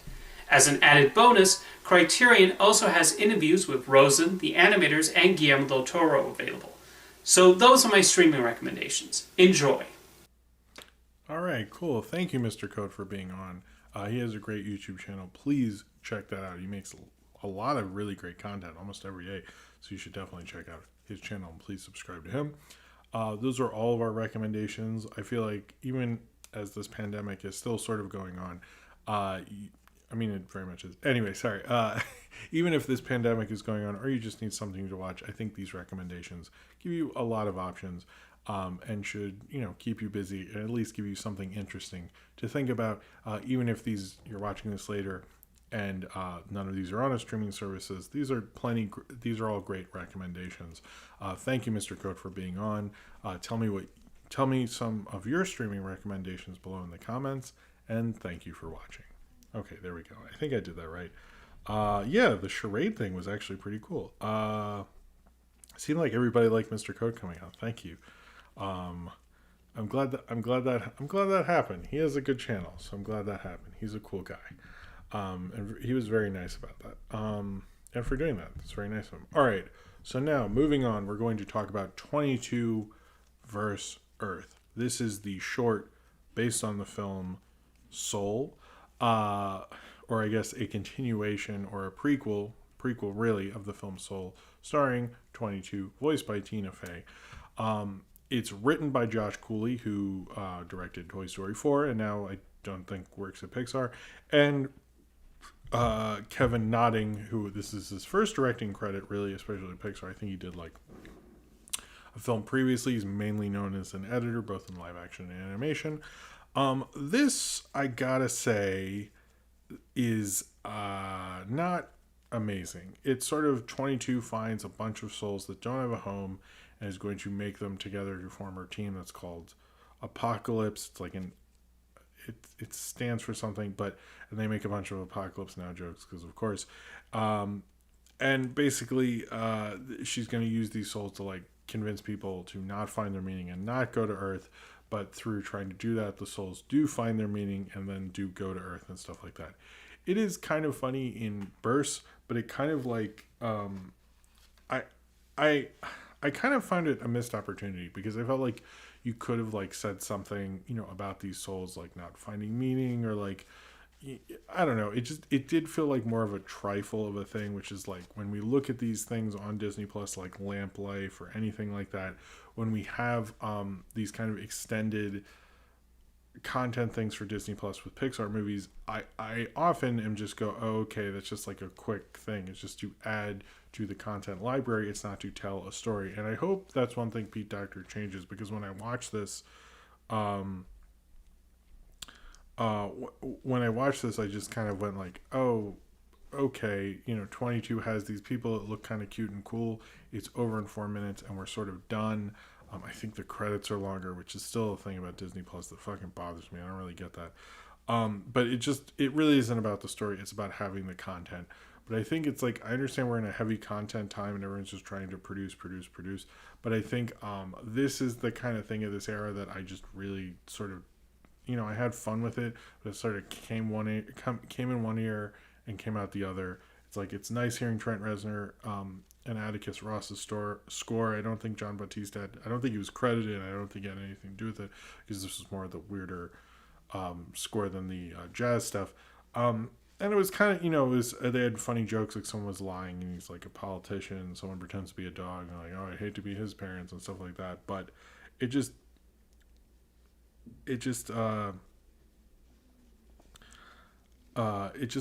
kind of came from this thing, and then it was just like gone, and I don't know. I just didn't think it really had much staying power. It maybe was a little better than Lamp Life. To me, it's like they're about the same. At least that sort of answered a narrative question. This is sort of a prequel that like you never really need to watch and doesn't add very much of anything. That I actually think said something. I think this just has a few kind of cute little jokes and comes in and comes out and leaves, and there you go. It's like, I don't know. I feel like it was just sort of a missed opportunity. You could have said something interesting about 22. We could have seen 22, I don't know, having more of an existential crisis, like learning more about the character. But instead, we just kind of get this like trifle of a story, and then it's sort of just over, and that's sort of it. So I hope when they do this for Luca, or they do this for whatever is after Luca, they have a real reason and a story and a perspective to tell with it instead of what we got with this. This is fine for like whatever, but like if you're going to have this much of a powerful animation and corporate machine, I think I should actually expect a lot more than this. So, all right, let's do. Oh, okay. I'm actually, because we're not ending at 12:30. We're probably ending at more 12:45. I was actually surprised. I gotta say, I was surprised Nathaniel Foga actually said seems kind of dumb. I don't know Nathaniel Foga to ever be that negative, so I was like, oh damn, nobody's with me on this shit. No, nobody's on this movie side. No offense to Nathaniel Foga. I was just surprised by that. Anyway, all right, let's talk about. Okay, I see where we're at. I think we're doing okay. I like that Adrian Sierra's here. Is this because of a later show I get Adrian Sierra? Not that, I mean, it's still pretty much at the same time. But yeah.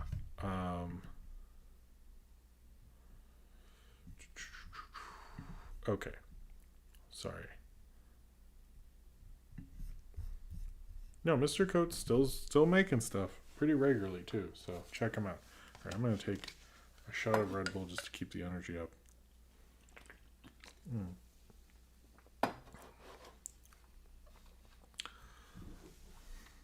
I don't understand the Mr. Coates site thing. I don't know a lot of these internet history things, but anyway, did he have like a site or something? I feel like Ryan's gonna message me later and explain this to me probably.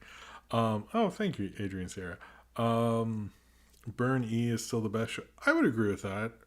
I would say some of the Toy Story shorts I think are pretty good. I've thought about making them segments at some point. I need to do a Gorilla short. Feel Good Inc. is like the next one. I was going to do that this time, but there are too many things.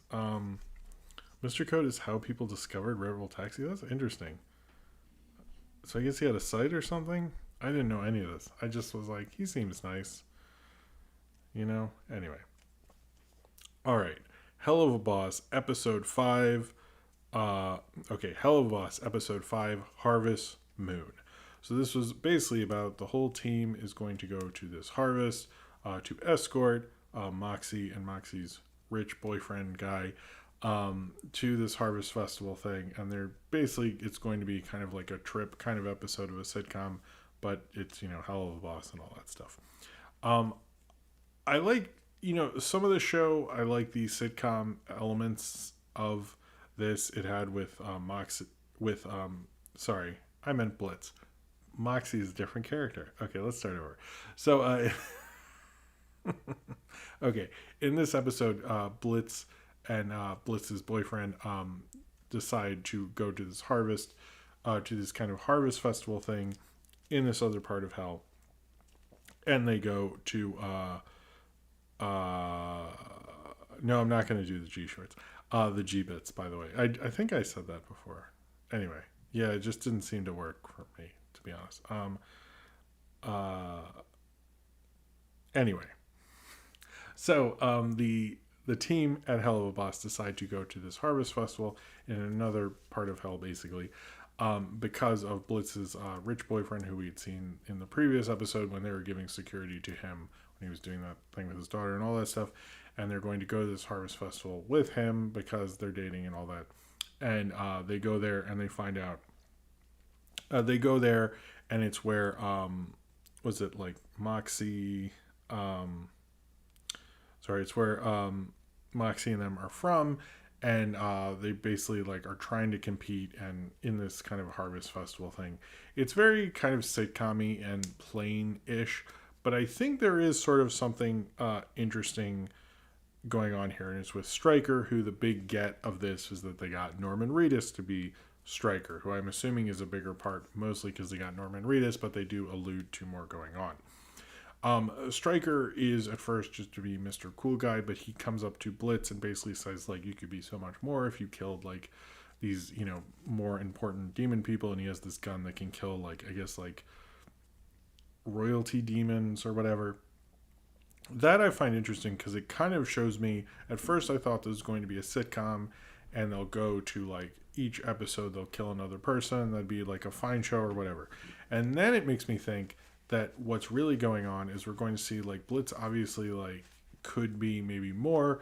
Maybe Stryker is going to try to take out this royalty, even though we know he is being paid to try to kill this person. Not to give away too many spoilers or anything. It seems like he has more sorry, it's a long day. Has more motives behind that than we are led to believe, than just like us doing a random assassination kind of job. So I do think there's probably more to do with the kind of like social, and I know I've like been joking about these sort of things, but I actually do feel like it's there.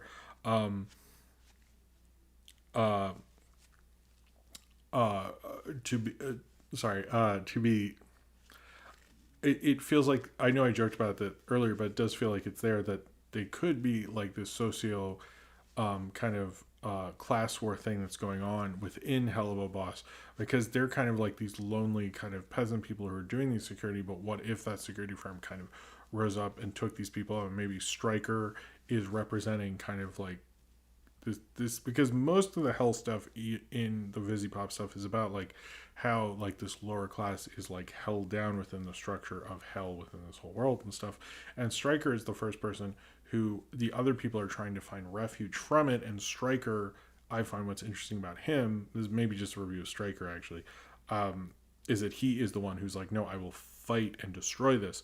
And I'm very curious what that means fully for this show, because maybe it's just like a one-off and like we'll hear about him in like a couple episodes later, but it seems like there's something more there. And I found that to be a little more interesting, that he's sort of using his job to like fight back against the rich. Like, what I want to know more about Stryker. I would actually just like to see a Stryker show after this, because as much as I like Helluva Boss, this was very cliched for them. I think they kind of write it well, but I feel like sometimes I'm making excuses for a show that's just sort of like, the cursing and all that stuff is a bit much sometimes. I know that's part of the style. Maybe I'm like too old for that or something. And this is very sitcom-y, but I sort of, and it does seem to be like almost everyone on that team has a certain level of like insecurity. We either see that with Blitz and his boyfriend, or we see that with Moxie constantly being like undermined and like isn't being able to compete in the strongman competition, being like hit with a shark and all those things. And so are those insecurities based on the fact that they're insecure, or are those insecurities like class determined and so forth? So I sort of wonder, this one made me think there's a larger story going on than we are privy to, and I think this episode might end up being far more important than we realized at the time, even though it just feels like we're going on a trip kind of episode. It feels like there's more rich storytelling there, and I find that to be really interesting, actually. I'm really curious what's going to happen with Helluva Boss after this, and I think the Stryker character was really fascinating. So I like where this is going. I don't know if I like the episode itself. I like certain parts of it. It's just like certain, like the cliched things, I just felt like I know what's going to happen, and I kind of like it when the show bounces around and does like random things, and I don't want it to get too continuity heavy, and I'm really curious what episode 6 is going to be, honestly. So I don't know. I wonder how helpful these reviews are, because I know everyone else is very much a fan and gets excited for various characters, and I just sort of like watch them and then review them, and I think that's maybe a different element than what we're getting from these things, because I think most people are overly fantastic, and I'm trying to just do a different angle on it. So I hope these are helpful to some people, and they're not just like some old dude talking about Helluva Boss or whatever. Anyway, yeah, that was what I thought of episode 5, Harvest Moon. Let's go on to hello. Daniel Vasquez says, hey Jim, my theater in ABQ reopened today, Century Rio 21. I went to see Nobody, Demon Slayer English dubbed, and Mortal Kombat, which I loved. Okay, cool. That's cool. Cheers to you, Daniel Vasquez. I'm glad you had a good time at the theater. All right. Let's move on to questions. I'm going to read off two Patreon questions, two from Jordan Salafalo and then two from Nathaniel Foga. Now, Jordan Salafalo is my fault because I, for some reason, didn't read off his question last time, which was not cool of me. And he was like, hey, I don't think you did this. And I was like, yeah, you're right, and I'm sorry. So anyway, if I don't get to one, I will read it next time. But these are the Patreon questions. The questions, his first one, which should have been on last week, which is my fault entirely, said SpongeBob and Rugrats currently have, or Jordan Bouchard. Did I say Jordan Salafalo? Fucking hell. Jordan Bouchard. I'm sorry, Jordan Bouchard. Jordan Bouchard, I'm going to say it again, asks, SpongeBob and Rugrats currently have the same amount of animated films. Which show will release a fourth film first, and how soon will it be 2D or CG? I think SpongeBob, because SpongeBob has one in development. But that's interesting. I wonder, the real question is, I could see a Rugrats fourth one happening before a SpongeBob fifth one, and then I could see them being neck and neck. That's what I see happening, Jordan Bouchard.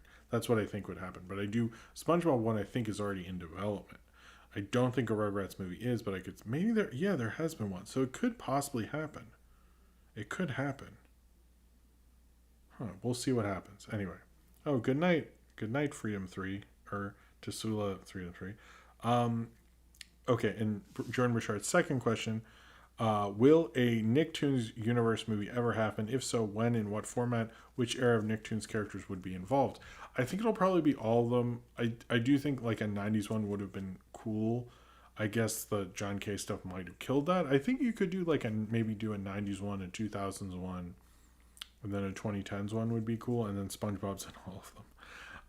But I do think a 90s one would be cool. That's the one I would be most interested in. But I think you could do it by decade and then have like an epic one later. They'd probably just do an epic one, to be honest. I think it would probably be best on TV. Make it a big TV streaming. Make it a Paramount Plus event. I would sign up for Paramount Plus for that. I would. So, all right. And the two Nathaniel Foga questions are: best channel awesome movie, or one you could tolerate the most? It's got to be Atop the Fourth Wall, because that's the one. To me, I think that's the best one. I think they're all bad, but I think that's the best one. And the second one is, what would you want to see of a third Paddington film? I kind of almost think they shouldn't, because the first two are so good. I think you would have to get Edgar Wright, maybe. I would just like a nice little mystery like the other ones, and to have a really good British character actor play the villain. So that's what I would probably want for that. Anyway. All right, let's answer some questions and then go to bed. Okay. Austin, not a question, but great show tonight, Jim. Eat the Jetsons. Thank you, Austin. Zane Powers, who the fuck is Josh Duggar, and what does his arrest mean? I don't understand what that means and who those people are, and I don't know any reality show stuff. I think he's like, wasn't there a Duggar family or something? That was a thing, right? Was it? Anyway. Cornbread. So these past 2 weeks has been a big deal for J.K. Simmons voiceover wise. Infinity Train, Invincible, Rock Dog, Tikara, I guess. So the question is, will J.K. voice Quintana Wolfman next? I've heard he wants to, but he wants to also do more Pig Baby. So I think the Pig Baby spinoff then Quintana Wolfman. That's what I've heard. Austin, favorite Boondock Saints or Blade 2 better Norman Reedus movie? I actually have not seen Blade 2, but I hate Boondock Saints, so I will say Blade 2. I really do. There needs to be a review of that.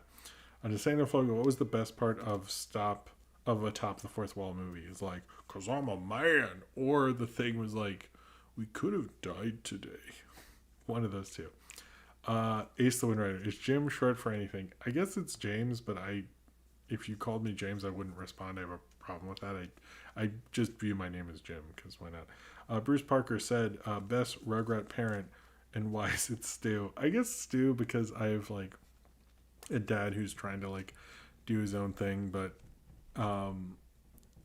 because he does the toys and I do YouTube stuff. So I guess I think Dee Dee puts up with a lot. I think Dee Dee is actually the best one, to be honest. Zane Powers, is it my fault I was born in the Jetson upper class. Must I die because of something beyond my control? It is. Sorry, Zane Powers. Sorry. That Jetson thing. I did not. Things happen. Embla T. The John Carter ride was canceled when the movie flopped. Would you have loved to see it on Disneyland if it didn't flop? Also, a Mars Needs Moms ride. I've never been to Disneyland. I don't have a lot of fandom for it, but I think a John Carter one would have been cool. Probably not a Mars Needs Moms one. Zane Powers, follow-up question, but are you a member of the new Black Panther Party? No, I didn't know there was a new one. I am not a member, sorry. Nathaniel Fogan, did you ever go to any parties in your college years, and were they any good? Yes and yes. Adrian Sarah's been watching telenovelas. That's interesting. Zane Powers, any comment on today about being the 10th anniversary of Osama bin Laden's death? I don't know. That day was a crazy day. I'll just say that. Nathaniel Fogo, would you ever want to see Simon Wells direct a film again? He hasn't done one since Mars Needs Moms a decade ago. Not really. I didn't like Mars Needs Moms that much. Zane Powers, how do I get a goth girlfriend? I don't know. Just go to goth bars? That seems to be a question a lot of people ask. I don't know. Medela Butterfly, we heard of Love Potion number 9. What happened to 1 to 8? Oh, the trials on that were pretty horrific. I don't think you want to know. Doominator, did you know there's a new upcoming 2D movie called Kawadi? The teaser is out now. I did not know about that. I will try to review it next time. Jordan Salafalo, what did you think of the accents in Bram Stoker's Dracula? Did you think it would have been better if the actors used their regular voices instead of accents? I will say, the only one that stuck out was Keanu, which I knew they made fun of at the time a lot. Winona's was sort of fine. I thought it was a little silly. I was like, why? The thing I didn't get about the Keanu thing is, like, he was not popular enough to have risked putting him in that. You know what I mean? Like, they should have probably just gotten an English actor for that. Like, I think Winona Ryder was, like, sort of fine. And, like, you know, I mean, Anthony Hopkins does a really great British accent. He's a crazy thing. I did see Jesus Bro. I forgot, Ryan. Wonder whose fault that was. I still think Atop the Fourth Wall wins that. Zane Powers, if I build it, will they come? Most likely, yes. Bruce Parker, how do you see the CW adapting Mojo Jojo? Isn't it? I'm really curious about that show. I'm very curious about that pilot, I will say. Sunspot Mill, favorite Chadwick Boseman movie? I want to say Gods of Egypt, but I think I'll be typical and just say Black Panther. Sunspot Mill, Blart first movie when? I hope soon. That would be cool. I guess you mean a Bard first movie or Paul Blart first movie. I see what you did there. I hope it happens soon. Sorry. Zane Powers, do you think Harvey Weinstein is exaggerating any of his afflictions to make people feel bad for him? 100%. Pig Pancake, who do you think is a better dad, Hayao Miyazaki or George Lucas? From my understanding, George Lucas never went to the press and didn't speak to his kids for a year, because he doesn't go to his daughter's MMA stuff, but that's more because he doesn't want the attention. See, he does the reverse of Miyazaki. Miyazaki would like shame his son in the press. George Lucas doesn't show up to his daughter's MMA stuff because he wants the attention on her and not on himself being there, which is a different thing. So anyway, I've heard people like doubt that. I'm like, no, that's like a nice dad thing he's doing actually. Like, does anyone talk about if Marshall Lucas is there? I'd like to know that actually. I did try to find that out at the time. I don't know. Anyway, Rise Lolita, with Twitch House and TikTok House becoming popular, do you think a media criticism group could actually work like Channel Awesome and Modern YouTube? I'm sure the cartoon community would love that, to be honest with you. I think it could. Actually, like, I really do think it could if you got to not shoot young people, especially in a city like New York where it's like kind of expensive to live and so forth. If you all rented a house together, I think it could work. I'm very curious to read about those houses like 10, 20 years later and see a documentary on how awful they were. But it would probably suck to like always be on like that. I think that might get a bit much for a lot of people. Toon J723, Tom and Jerry Kids, or Baby Looney Tunes. Probably Tom and Jerry Kids because I've never watched Baby Looney Tunes. Sam Powers, would the Devil's Jesters end in Nostalgia Critic being entered into the Library of Congress? You watch in 50 years, I wouldn't be surprised. Do you think It's Always Sunny? Do you like It's Always Funny in Philadelphia? Zodberg, yes, I watch like a lot of them. I'm a little behind though. When is Paddington fighting Pooh, Medela Butterfly? Hopefully soon. What's a cartoon food you always wanted to eat in real life? Ryan Walterson. I would say the Ninja Turtles pizza from the 80s Ninja Turtles.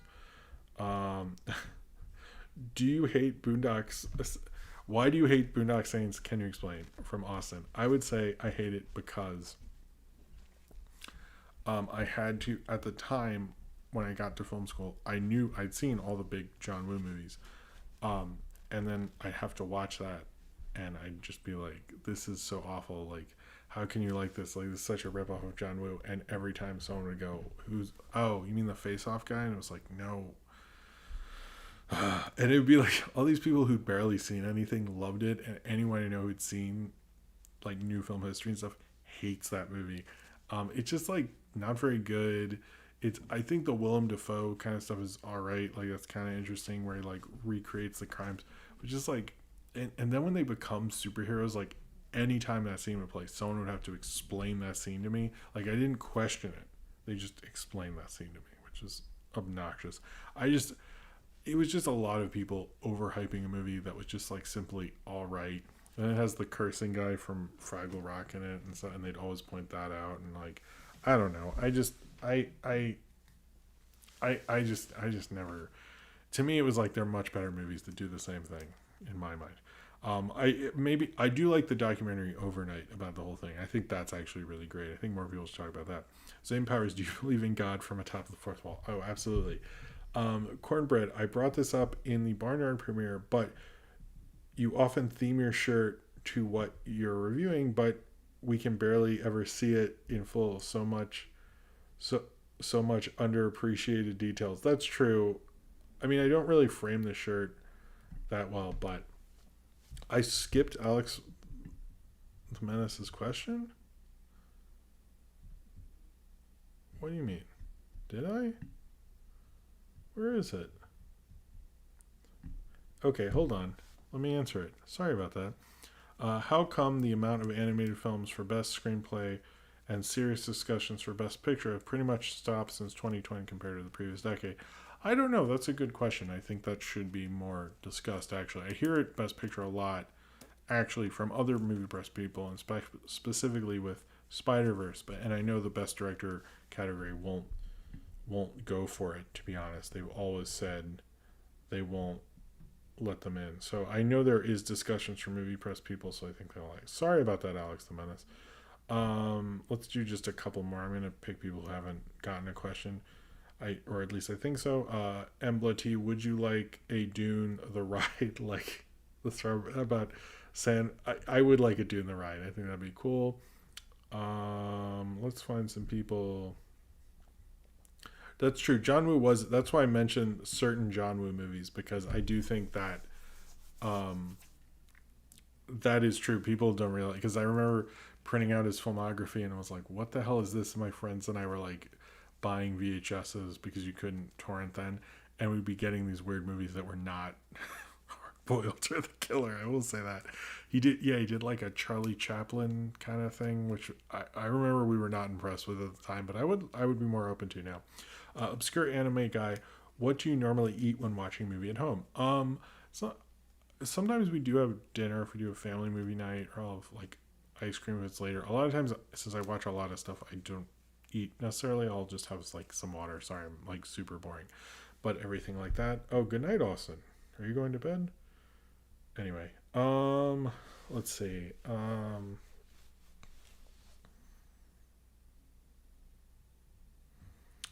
Let's see. Have you ever seen Mary Shelley's Frankenstein from Nathaniel Fogel? I haven't. I don't like it. I did see people have done the 90s cinematic universe. Was that Patrick H. Joel? Maybe I'll watch that. Oh, Ryan Walston, what are the biggest examples of comedies that people hate that make you laugh? That people hate.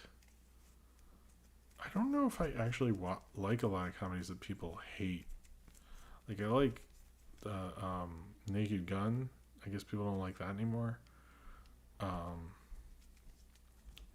maybe like I don't mind Shakespeare in Love, so maybe that's like my biggest one. Oh, thank you, Medela Butterfly, for the maybe that's the last super chat. Cheers to you. Super. Oh, results may vary. 7. Are you excited about the upcoming new album of Corey Feldman? Oh, absolutely. That sounds amazing. Super Kirby dude. I guess this will be the last one. Is Creech from Monster Trucks dead? No, he will never die. He's eternal.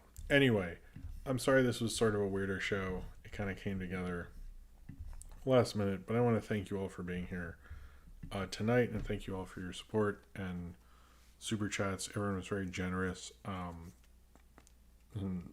I don't know, everyone who gave a super chat tonight, thank you very much for your generosity and for doing that, for being as supportive as you guys all are. What's going on this week? I want there to be a month video, Mitchell's vs. Machines. All these segments will be videos. I think that's about it. Check out the POS podcast I was on. Tommy Oliver does explain NFTs to me. He did a good job. It was a Spyscape video about Mariska Hargitay. I was more of a kind of a producer on that than a editor and so forth, but it's a great video. If you like Law & Order SVU, check that out at Spyscape. And I think that's everything. And yeah, all the videos I made this week. My Nomadland review, if you're going to check that out because of One Best Picture. The Barnyard, Mortal Kombat. Yeah, all that stuff. Been a lot of content this week. I'm also, if you made it this far and there were not timestamps, sorry, I will put those on eventually. It's been a long day and all that stuff. So thank you all very much for all your support. Thank you for watching, and subscribe if you would like to, and I will see you all next time. Thank you very much for watching.